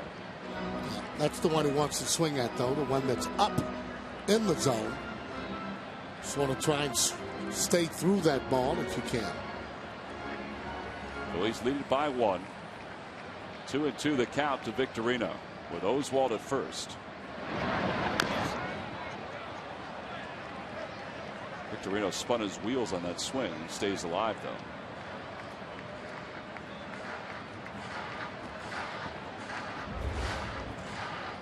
Toyota Major League Scoreboard, they had tornado warnings down in Atlanta, and the rain in those warnings have forced a postponement of the Braves and Mets game. They'll play a doubleheader tomorrow.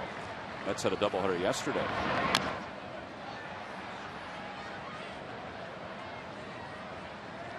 In fact, that weather system that's coming east that caused the postponement of the Braves game caused some tornadoes in Mississippi. Wow. During the course of the day. Very pleasant here at the ballpark. A little cool.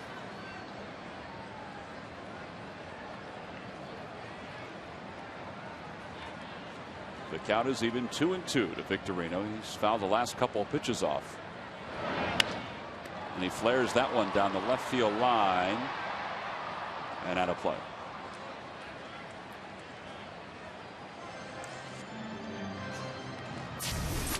Well, look at the National League East standings. The Phillies and the Marlins are the only 2 teams above 500. Phillies lead the division by 2. Braves are 4.5 games back. Everybody thought they would be the Phillies' toughest opponent, and they still might be, and probably will be as the year moves on. Mets are 5.5 games off the pace. Nationals are winning their ball game tonight. Still really early. Although these early victories can get you out there where you don't have to really put as much pressure on yourself. 9th pitch of the at-bat for Victorino. Oswalt will be off and running on this pitch. There he goes. And it's hit to the right side. And the second baseman Infante will take care of Victorino and the Phillies here in the 6th. No runs, a hit, 1 man left. Will go to the 7th. Phillies up by 1.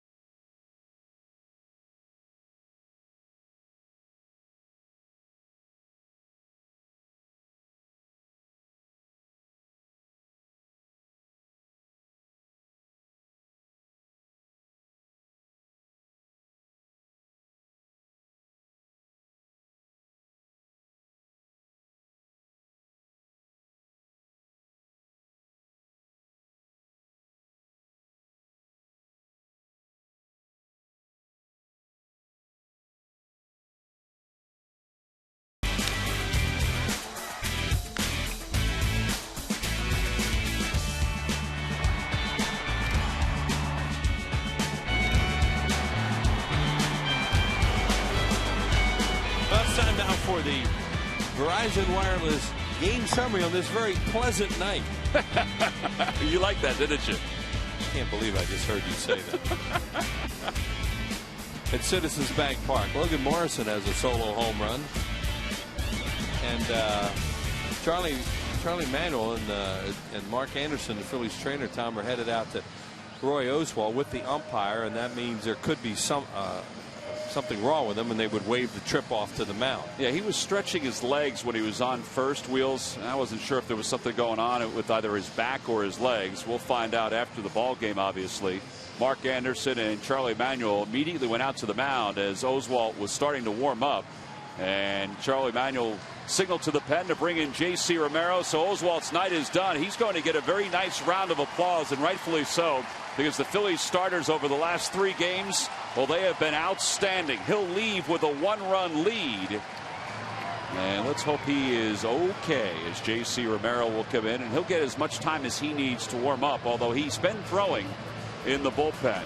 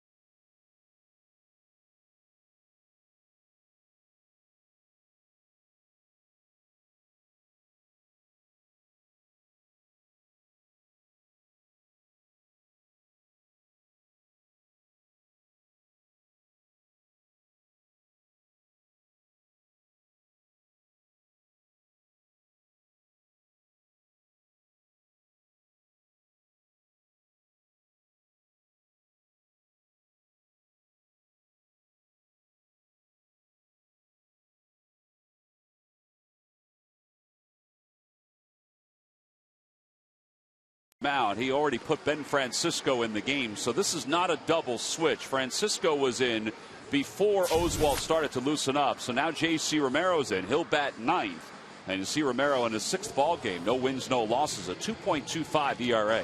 The Phillies statistically have the best bullpen in the National League right now, and Roy Oswalt started to loosen up a little bit on the mound, and that's when Mark Anderson, one of the Phillies athletic trainers, came out with Charlie Manuel. And this is the bunt by Oswalt, and watch him run up the first base line, and watch the end of it right here. Started to slow up a little bit, and then his left hand went on his backside. So we'll see. Hopefully he's okay, because he pitched very well tonight. Well, this is a kind of night if you know, you could stiffen up real fast, obviously, because it's cold here tonight, and we'll just wait and get the report. Logan Morrison, who homered in the 5th, will lead off the 7th. Lefty against lefty. And a fastball for a strike. It's 0-1. Well, this is where the bullpen, of course, now needs to step up for 9 outs, because they haven't been used much.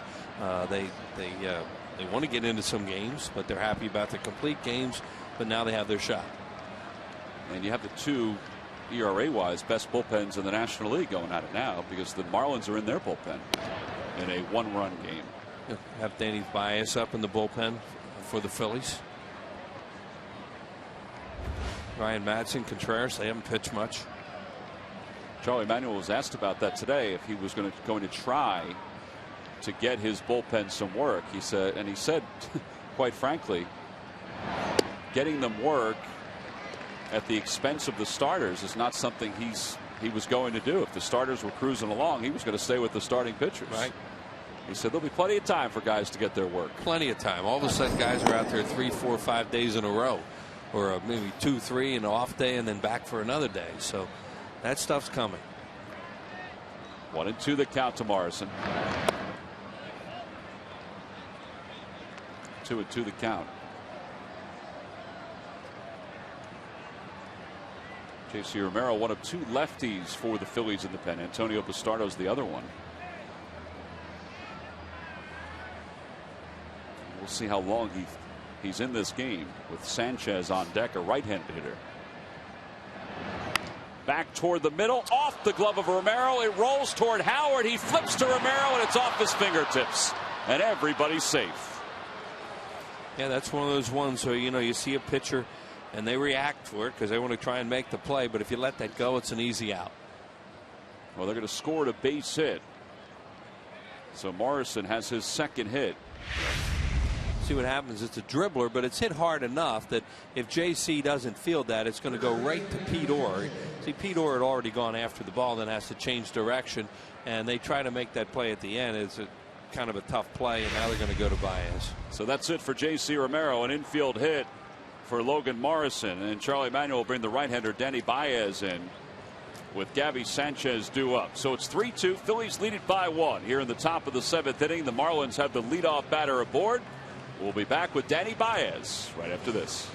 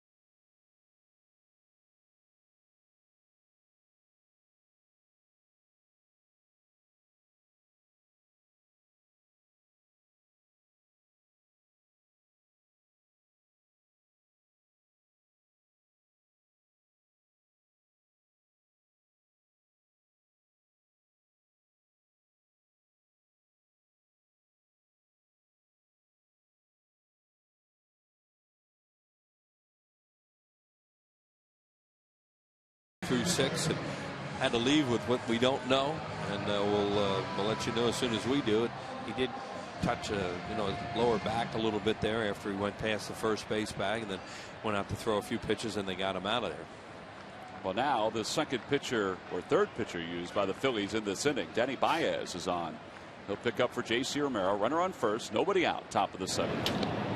Morrison has not stolen a base this year. And Baez's numbers, this is his 7th game, 1 win and a 1.50 ERA. 7 hits and 6 innings of work. They're just trying to keep Morrison close over at first. Yeah, they think something's going on here, whether they think they're going to hit and run on the first pitch or Morrison's going to try and steal because he's getting throwovers from the bench. Morrison didn't steal a bag last year in 62 games in the big leagues. He stole as many as 9 twice in the minor leagues. Right, so they're more inclined to think that maybe they're going to try and play hit and run on the first pitch. They did not. Here's another good hit and run count. Outside, 2 balls and no strikes.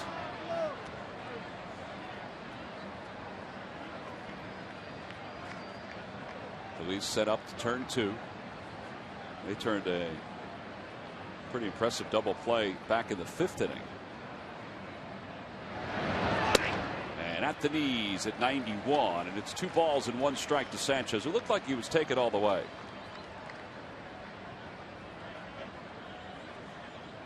It's another one of those counts. If you're inclined to put your runner in motion, play hit and run. Not teams play that much anymore. Morrison doesn't go. And a foul ball up the third baseline. Joey Espada, who was a teammate of J.C. Romero when they were younger, the third base coach. He just did a no-no. He just took the ball and rolled it into the dugout. He's supposed to toss it to the fans nowadays. He faked it to the fans first. That's really bad. That's a double no-no. You don't do a bait and switch there.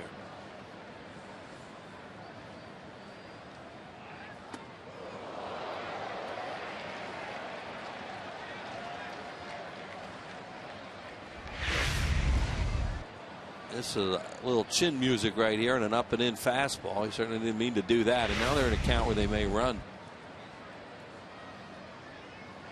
Morrison creeps off the first base bag. 3-2 the count. He goes. And a chopper toward third, a foul ball. He got a pretty good jump too. I mean, he was waiting for the pitch to go, but he still broke pretty quick off first. And Baez is slow to the plate, so they feel that they're able to do that. We talk about this all the time because you're not supposed to. As Tom said, he got a pretty good jump off there. The jump is one of those things that is secondary to that, to make sure that you don't get caught, because all you're doing there is you're in motion. You're not trying to steal a bag. I should say he timed his jump very well. He goes again. Down low, ball 4, and there are runners on first and second.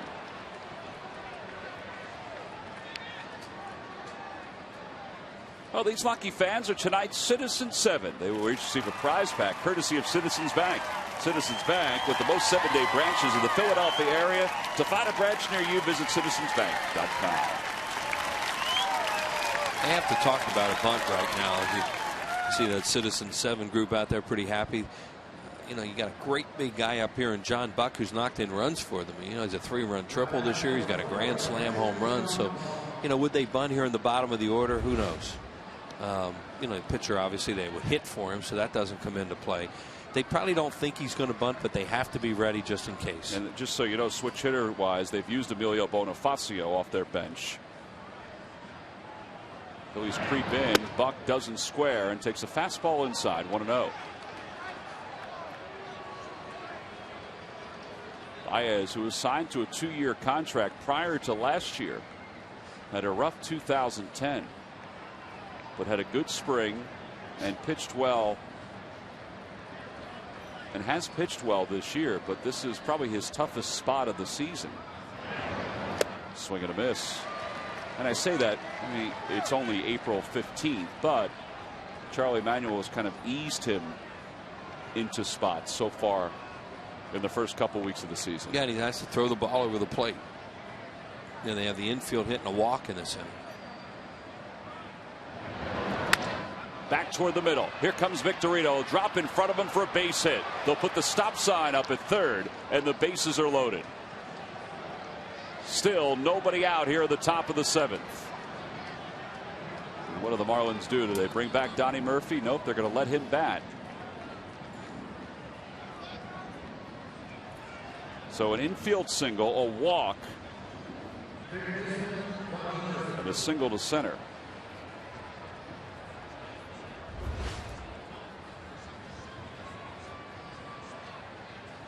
Rich Seavy's going to come out and talk to Baez, and they'll talk about the infield defense now. And the Phillies will probably play for a double play. They would gladly give up the tying run at home here in the 7th inning for 2 outs. But he's got to throw strikes. Oh, they're also going to get Ryan Matson up in the bullpen, it looks like. Nope, it's going to be David Herndon. They get up in the bullpen. And they had Bastardo up also. Conversation is through.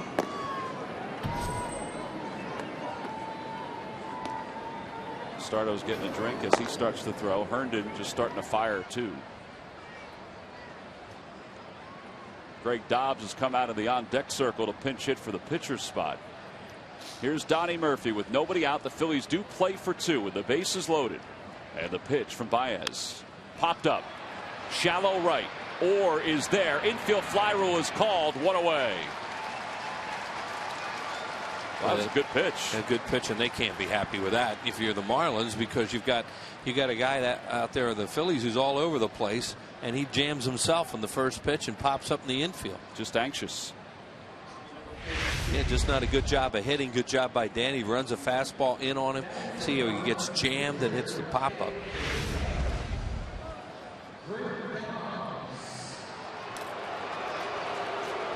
That was a delayed reaction. It's like, wait a minute. That's a guy that, yeah, boo. Well, signed as a free agent by the Marlins and had a very good spring, made the club, has played some over at third base for the Marlins, and came into this ball game kind of hot. He was 5 for 13. Everybody thought he would start tonight with the right-hander on the mound, but Edwin Rodriguez had been playing him the last couple of days. He struck out 3 times last night, but he wanted to make sure that he spelled Greg Dobbs and didn't play him every day. Now, of course, a double play gets you out of it. Dobbs had a rough year last year for the Phillies. And he takes a breaking ball for a strike. It's 0-1. He had a rough year last year, but he had some productive years with the Phillies. I mean, look at the numbers overall.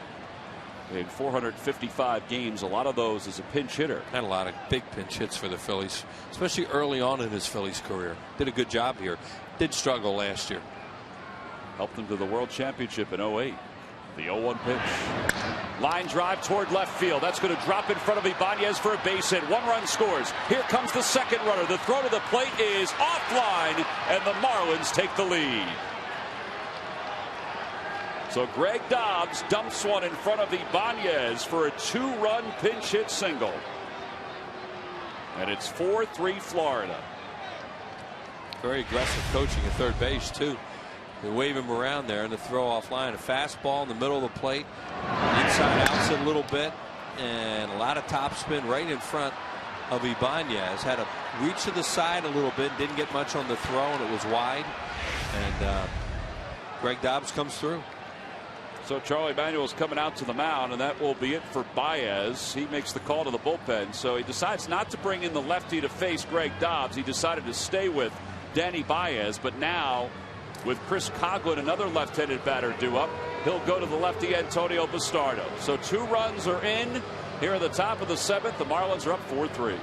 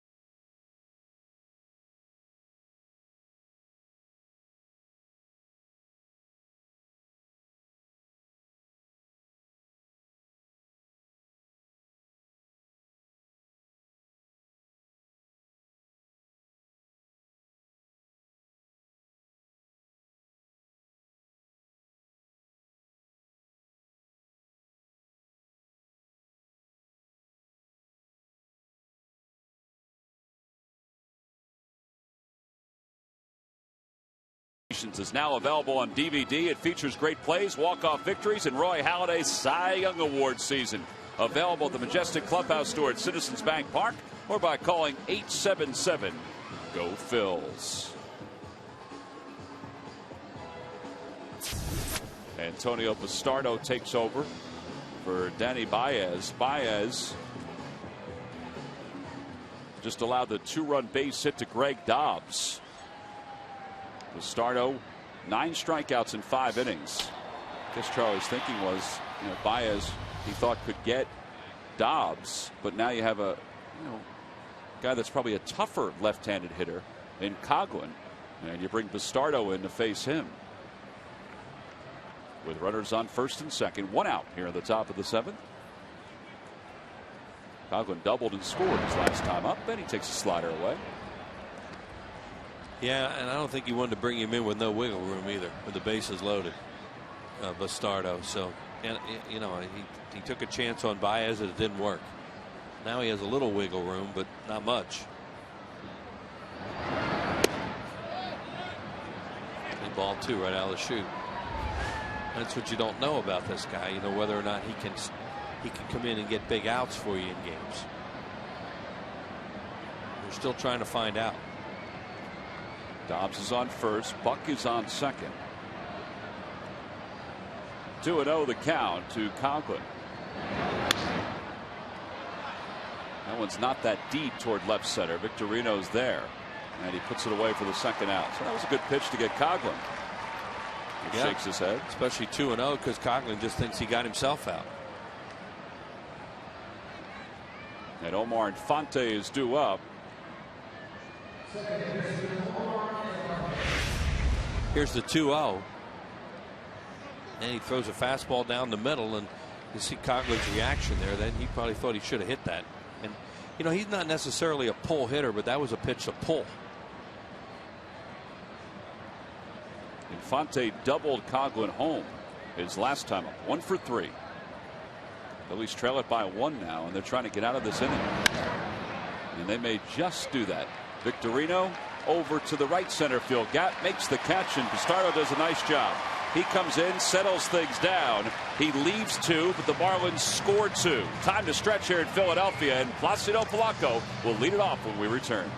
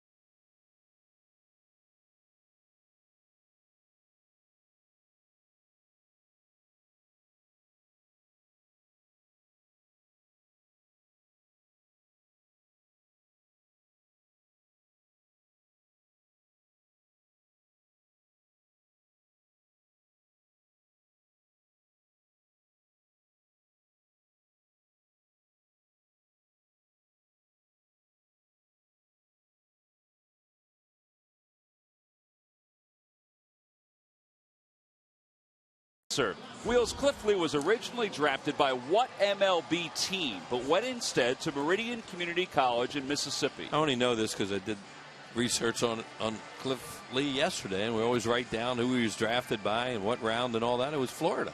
The Florida Marlins is correct.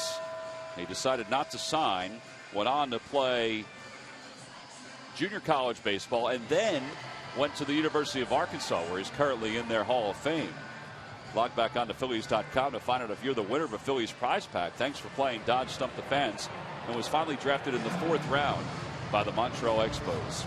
Well, the Marlins this past offseason traded Cameron Maybin to the San Diego Padres for Edward Mojica and Ryan Webb. And Webb and Mojica have been a big part of the Marlins bullpen so far this year. Ryan Webb, whose dad, Hank Webb, played in the major leagues. And he's on here to pitch in the 7th against Placido Polanco, Jimmy Rollins, and Ryan Howard. The Phillies down 1. Said it was a battle of bullpens, and it really is right now. Ryan came from the Clearwater area, comes from the Clearwater area, and mentioned his dad, Hank. He's the former director of the Clearwater for Youth Foundation that we're all very familiar with down there. Brian Unst, our old friend, was a former chairman of that, and John Timberlake is going to also take over that role at some point, and they have done a lot for young people in the Pinellas County area. Well, Hank has been around the Phillies for a long time, and here's his son Ryan, who is a really good fastball. Well, he's ahead, no balls and 2 strikes to Polanco, and the first 2 pitches have moved every which way, but still in the strike zone. There the pitch, way outside. Fastball slider for the most part. Tough on right-handed hitters. We saw him last year with the Padres. In Florida, I guess you can kind of say they gave up on Cameron Maybin, but they wanted to shore up their bullpen and do it inexpensively, which is why they made the trade with the Padres. And they figured they had Coughlin to take over in center, particularly after they acquired Omar Infante to play second base. Yeah, Maybin's been pretty good for the Padres early in the year, and they kind of gave up on Maybin too. You know, he had been up and down, up and down. I think they thought, you know, I don't know what we have here, but we're going to try and do something with our bullpen. I was a little surprised though that the Padres let Webb go. I mean, last year a 2.90 ERA in 54 games. And Polanco hits it softly to second, and Infante throws him out. Well, it's time now for the Home Depot defensive play of the game, and this was a dandy of a double play earlier, Wheels.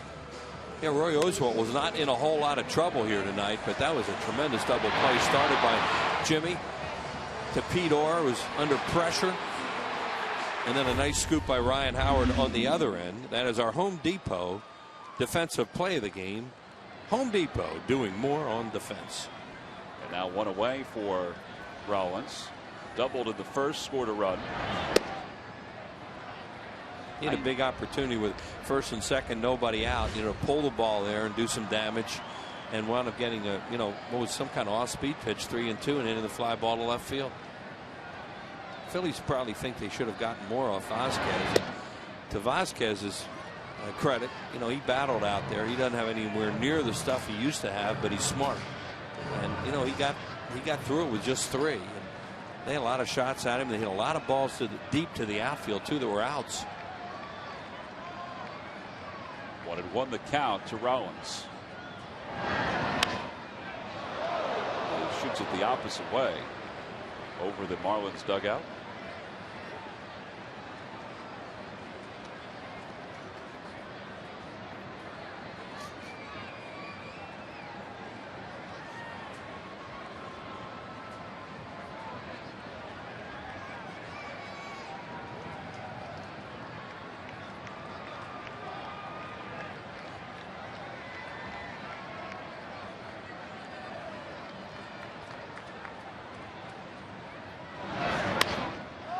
Again the opposite way.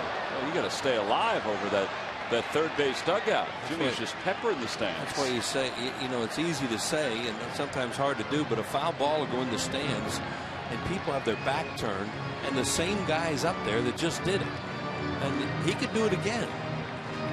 Yeah, they were looking for the last ball for a few moments. I think they found the second one. This guy's throwing hard, and he's away, throwing hard and away from Jimmy Rollins, and as a result, he's hitting foul balls the other way. I think a ball went in there somewhere, didn't it?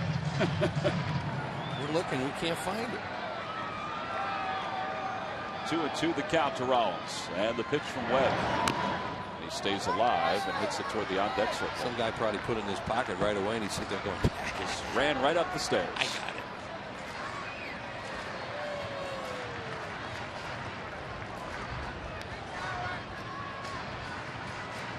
Marlins have really had bullpen problems over the years, and this is one of the reasons why they made the deal for those two guys, Mujica and Webb, and they're much better now, as evidenced by their numbers coming into this game.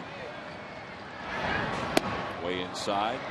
They're not coughing up games late early in the season, the way they have been over the years. Well, they also picked up Michael Dunn from the Atlanta Braves in an Ugla deal, and he's out there warming right now for that guy right there. And he's a hard throwing left-hander who we saw last year with Atlanta.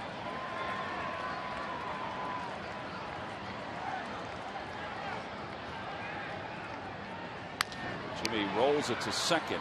Easy hop for Infante, and Webb has got the first two batters out here in the seventh. And let's see what Edwin Rodriguez does. He has done in the pen. There he is. And he's just looking. Ryan Howard is walking up, and looks like they're going to let him stay in there. If Rollins had gotten on base, it had probably brought him in, because that would have mean Howard's a go-ahead run. Right now, all he can do is tie the game in the seventh inning. A lot of confidence in Webb, though, to pitch the seventh. Now you have another left-handed hitter on deck, and Ibanez, and you figure if Ryan were to get on here, Dunn's coming into the game then.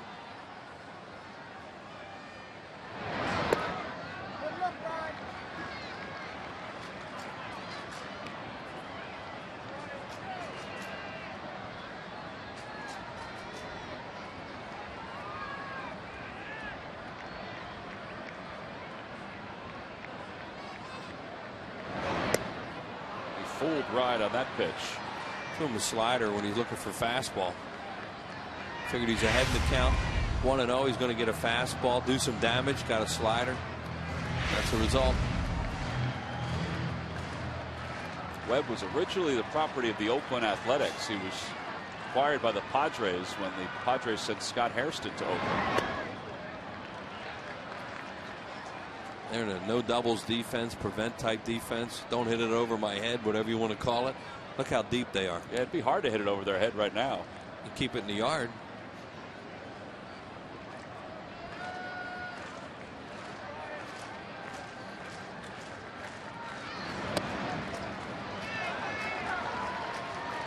Well, he's going with some breaking balls, then came with a fastball there.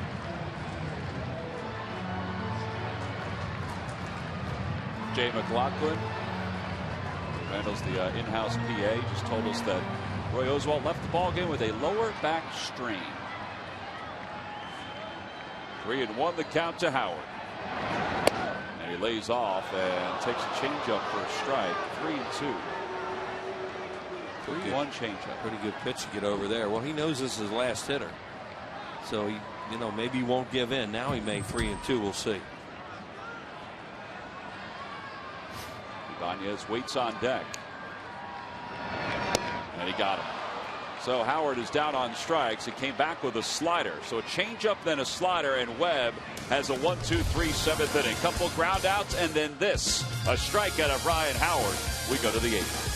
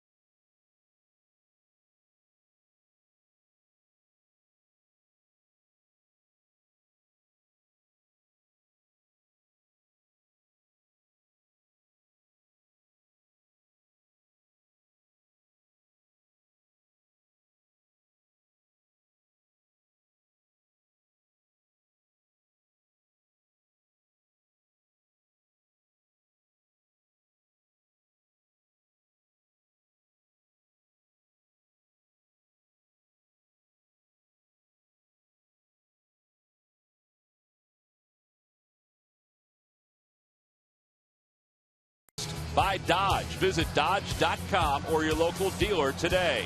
And buy the Pennsylvania Lottery. Benefits older Pennsylvanians every day. Phillies trail at 4-3 as we go to the top of the 8th. And we've got playoff buzz going on here in Philadelphia. Hip Hop is here at Citizens Bank Park getting ready for the Sixers and the Heat in the opening round of the NBA playoffs.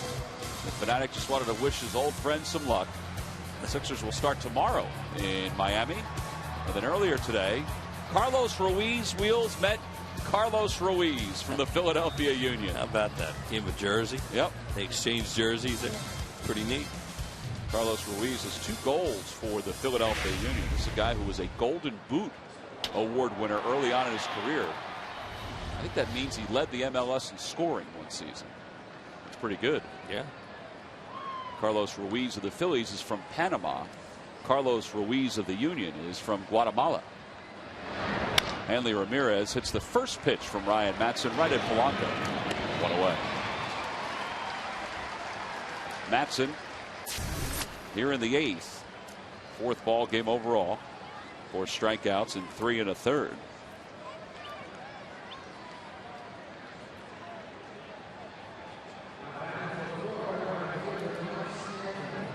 And he'll face Mike Stanton. Keeping Dunn up in the bullpen. It looks like they're getting Hensley up also. Looks like an old Padres bullpen out there. I was thinking the same thing. Webb, Hensley. Well, Padres have had good bullpens over the years. We mentioned the oddity is that there's those relievers. No, it's Choate, the left-hander, is now up and throwing. Yeah, it is Choate. Yeah. Is that Hensley? That is Hensley. They're all 42. You know, it's a little hard to tell. Inside 2-0. Padres seem to be cash strapped over the last few years, so that's why it was surprising that they would give up on some of their relievers, but they needed somebody to play center field in that big ballpark. Right. Tony Gwynn's son, Tony Gwynn Jr., didn't pan out. Now he's with the Dodgers.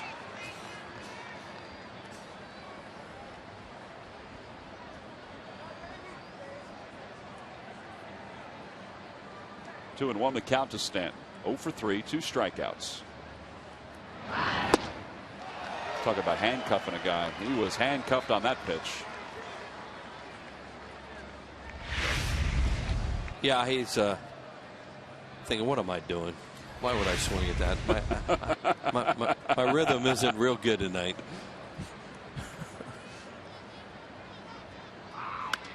He did it again. Well, that's a looper over the head of Matson. He's trying to track it down, or gets it, throws to first in time to get Stanton. The bat went to third. The ball was spinning every which way to second. 2 outs. Boy, bring on the dancing bears after that play. There's a lot of stuff going on. He gets another funky swing here, and that bat goes flying. I think he broke it. He broke it in half is what happened. He still had the handle in his hand, and then Pete Orr comes in, makes a heck of a play with Madsen charging him. There, see, it breaks. No, it breaks in 2.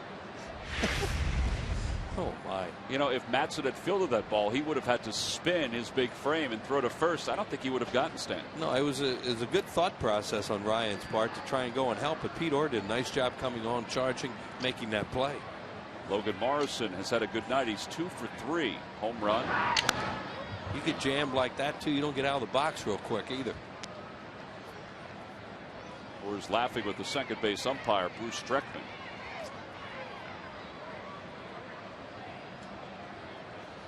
Dreckman was the only person out there in that area who didn't try to field that. Fly ball to left, way up there. Ibanez settles under it, and it's a 1-2-3-8 for Ryan Matson. Another clean inning for the Phil's setup man. He keeps this a 1-run game as we go to the bottom of the 8th.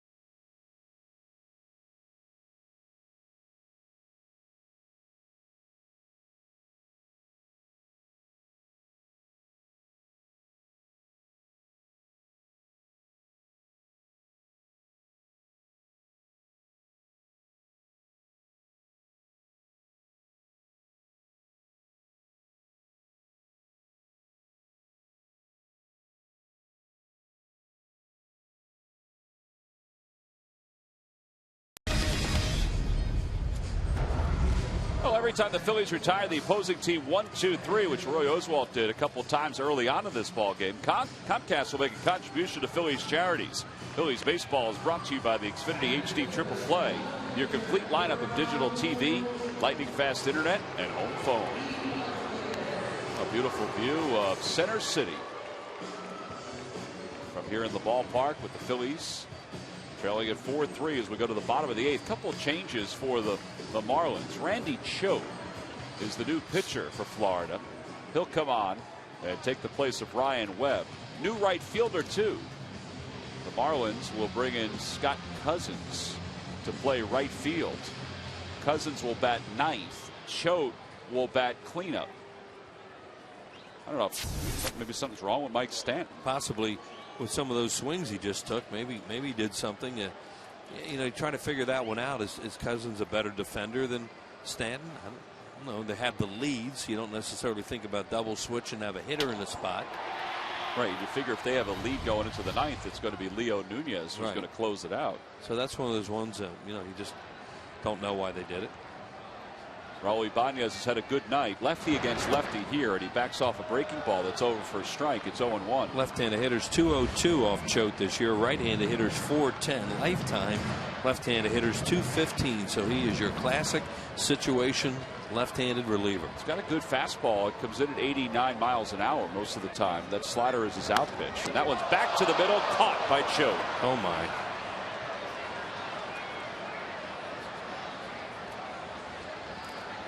Well, he hit it hard. Yeah, and he's going to be a one-batter appearance too, because Francisco's up next. And here it is, a nice job on a breaking ball there by Raul Ibanez, and Choate just goes, "Merry Christmas." How'd I catch that? Well, I didn't realize Hensley. Well, he must have just stepped off the mound and was trying to warm up in the bullpen dugout, because he wasn't even on the mound. So we got a pitching change here in the bottom of the 8th with one man down. Phillies trail it by 1. Trying to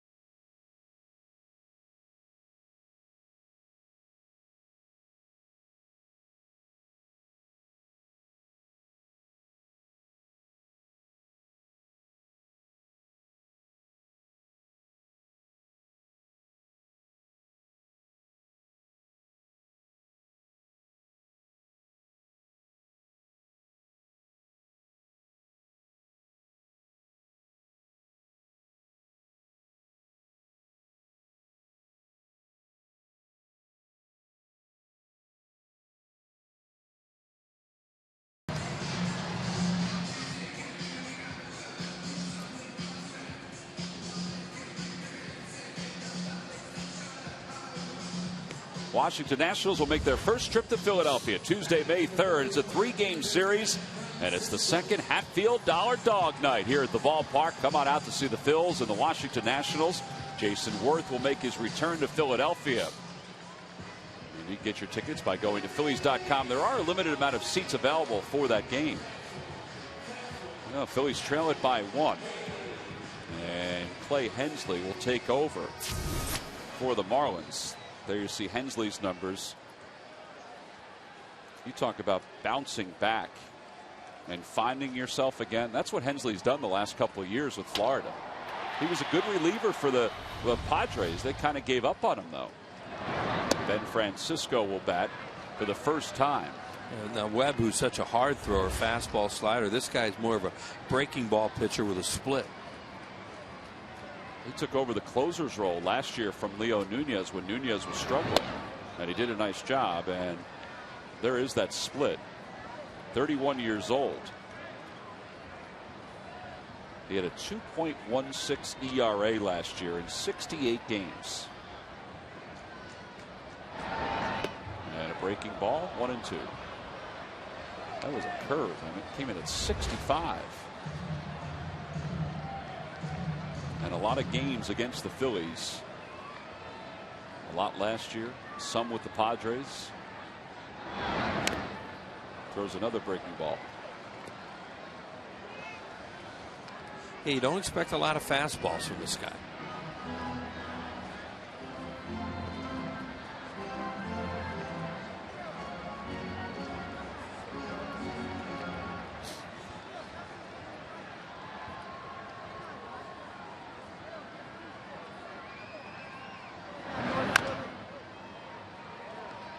Hensley split his time with the Padres during 4 years in the big leagues as a relief pitcher and a starter.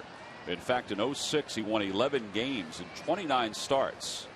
Had an earned run average of 3.71. It seemed like he had arrived. But he has remade himself as a reliever.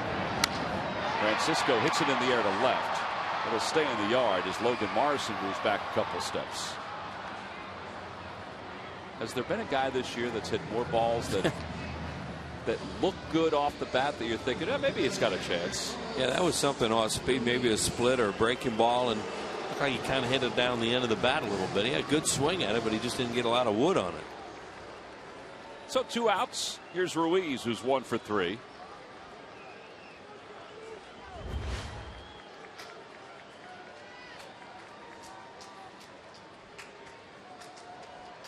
Ruiz's average at 350. And it looked like he was taking all the way, and he takes a strike. Regarding the line at third base now with 2 outs, third baseman right on the line is Donnie Morrissey, where he is. They do not want to give up an extra base hit here. Phillies led this one 2-0, then 3-1. They scored 2 runs in the first against Javier Vasquez. After the Marlins scored a run in their half of the 5th, the Phillies got a run back in the bottom of the 5th. And they had other opportunities, they just couldn't cash in. And the Marlins took the lead in the 7th with 2 runs.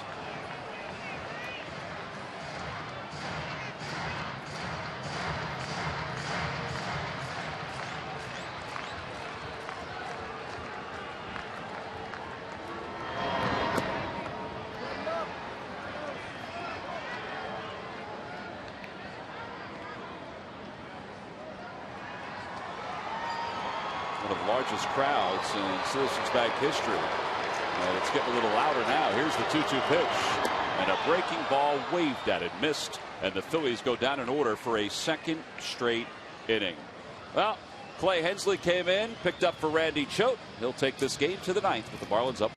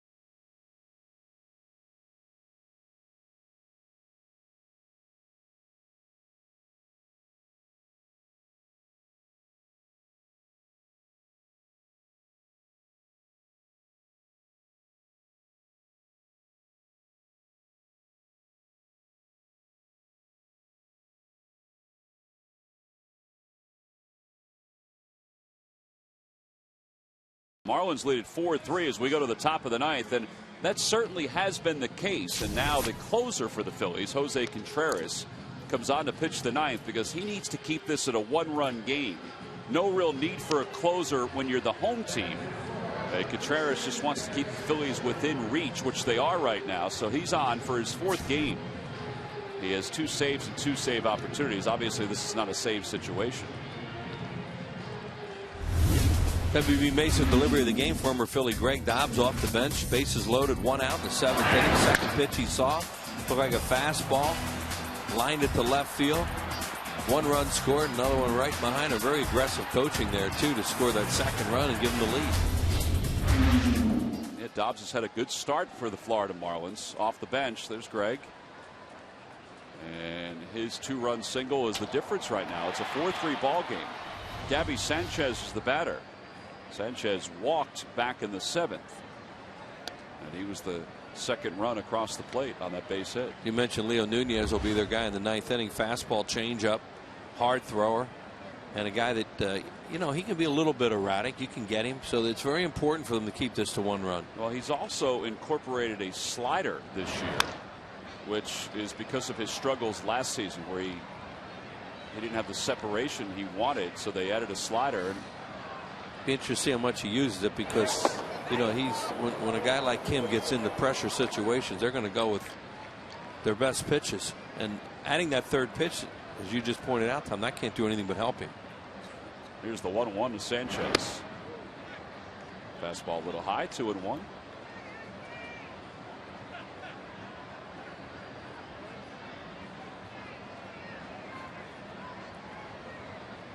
Edwin Rodriguez, first full year as the skipper of the Marlins. Liner to short center. Here comes Victorino. He makes the diving grab. 1 away.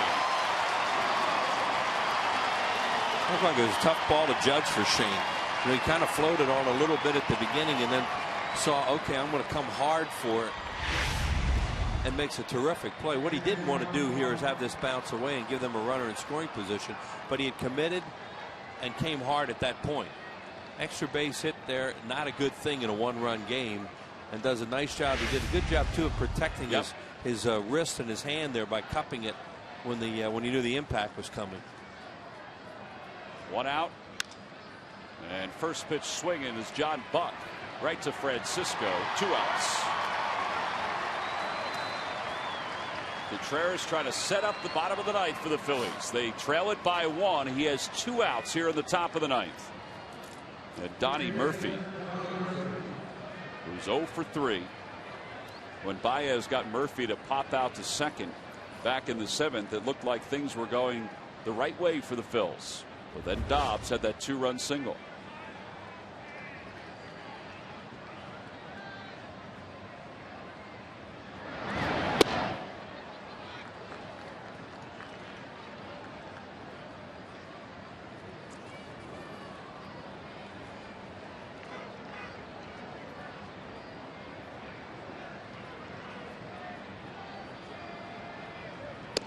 In there for a strike. 1 ball, 1 strike to count.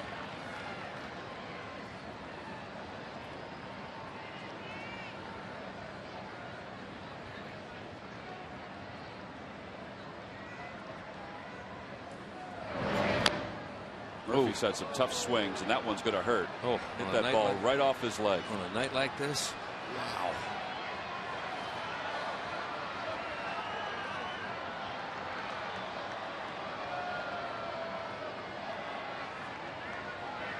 Oh boy, he's in an awful lot of pain right now, as you would expect. See where it got him. Ooh. Oh, off the knee. Wow. That's hard to do. A guy get hit on the shin last night down in Washington. Beat a line drive off the shin, right off the knee. Gary Maddox used to do that a lot because he spread out so much, and he would hit balls off his knee every once in a while, just like that. Now he's going to limp off, and they'll let somebody finish this at bat. I would assume it's Wes Helms who will finish this at bat, because he'll come in and play third. The only other guy available besides Helms is Brett Hayes, backup catcher, and there's Helms. This will be another delayed reaction.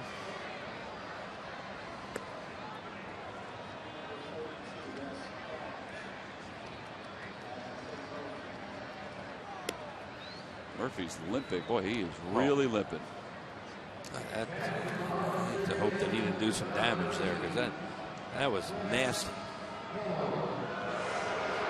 Well, the upcoming Phillies schedule this week includes these 2 games against the Marlins coming up tomorrow and Sunday. Tomorrow on the Comcast Network, and then Sunday on PHL 17. Phillies then welcome in the Milwaukee Brewers on Monday. They go outside the division. They've done well against the division so far.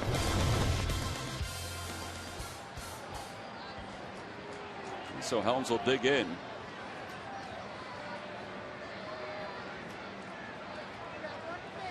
Helms in his 4th straight year with the Marlins after spending a year with the Phillies. He's down on strikes, and the side is retired. Boy, he didn't even get loosened up when Contreras fired that one right at the knees. Helms will go to work at third. That's his go to the strikeout.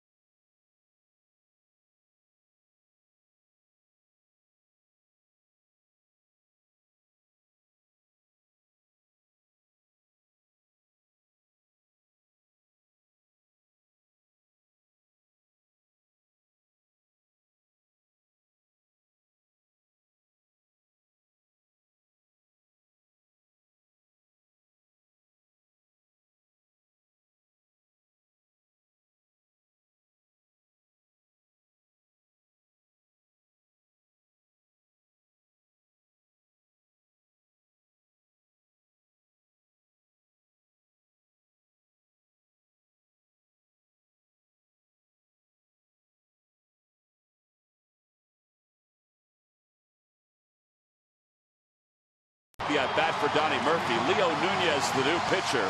He'll try to close it out. Nunez, 4 saves, 3rd most in the National League to start the year. A 2.57 earned run average. No wins, no losses. This is his 8th ball game. In 7 innings, he has struck out 6, and this crowd of more than 45,000 strong. What's left of it on a cool night. Hoping the Phils can pull out a last at bat victory.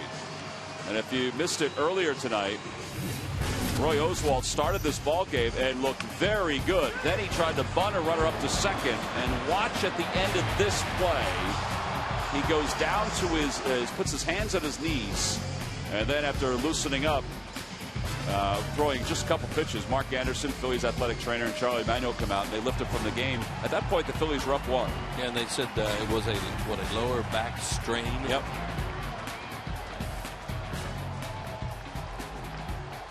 He's walking off gingerly, and we hope he's okay as his week progresses. Pete Orr swings at the first pitch from Leo Nunez, towering fly ball to left, and Morrison puts it away. 1 pitch, 1 set aside here in the 9th.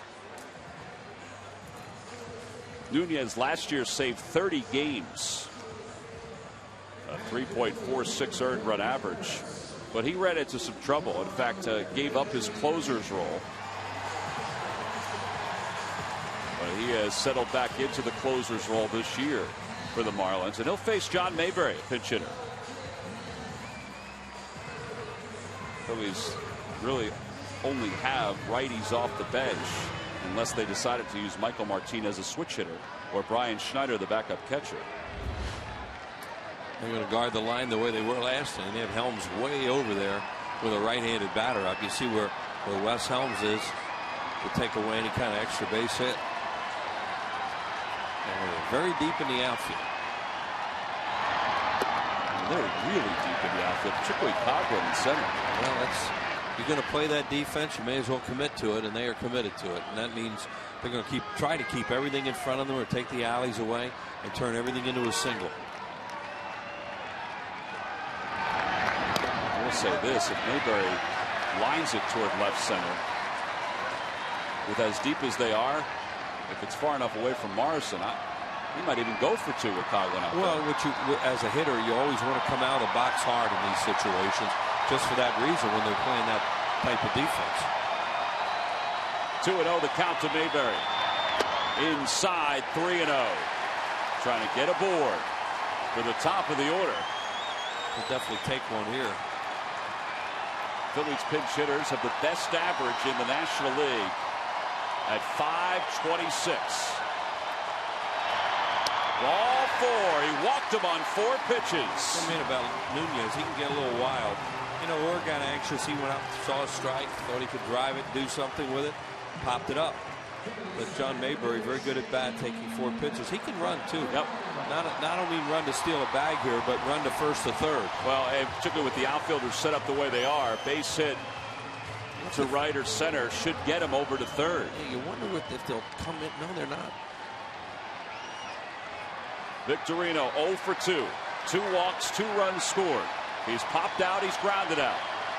The infield a double play depth, and he takes on the outside corner. You know, unless the ball is hit where Mayberry can't break, you know, where he has to stop to let it go by him, that's an automatic first. It should be an automatic first to third, the way those outfielders are. I mean, to center and right, not to left necessarily.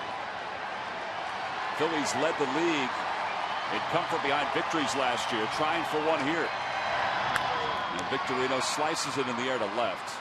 Morrison comes in, and there are 2 outs.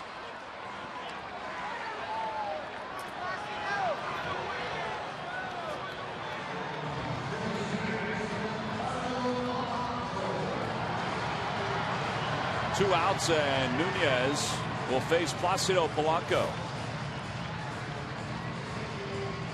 Polanco single back of the 5th. That extended his hitting streak to 5.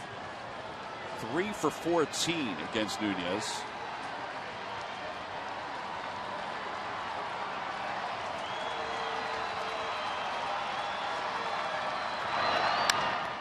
And a fly ball to left. This is probably going to be the ball game. Morrison is under it, makes the catch, and the Marlins have come from behind to win it by a final score of 4-3. Edwin Rodriguez's bullpen does the job once again, picking up for Javier Vasquez as they close this one out. Greg Dobbs, the 2-run single that gave the Marlins the lead by 1, and the Marlins bullpen 4 innings of scoreless relief. They are our Chevrolet players of the game. Well, we said in the 6th that it was going to come down to the bullpens for both teams once Oswalt went out with the back injury, and that certainly was the case. Phillies had some opportunities early on against Vasquez. They scored just the 3 runs, so they lose it 4-3. The Marlins take game 1 of this 3-game series. We'll be back after this.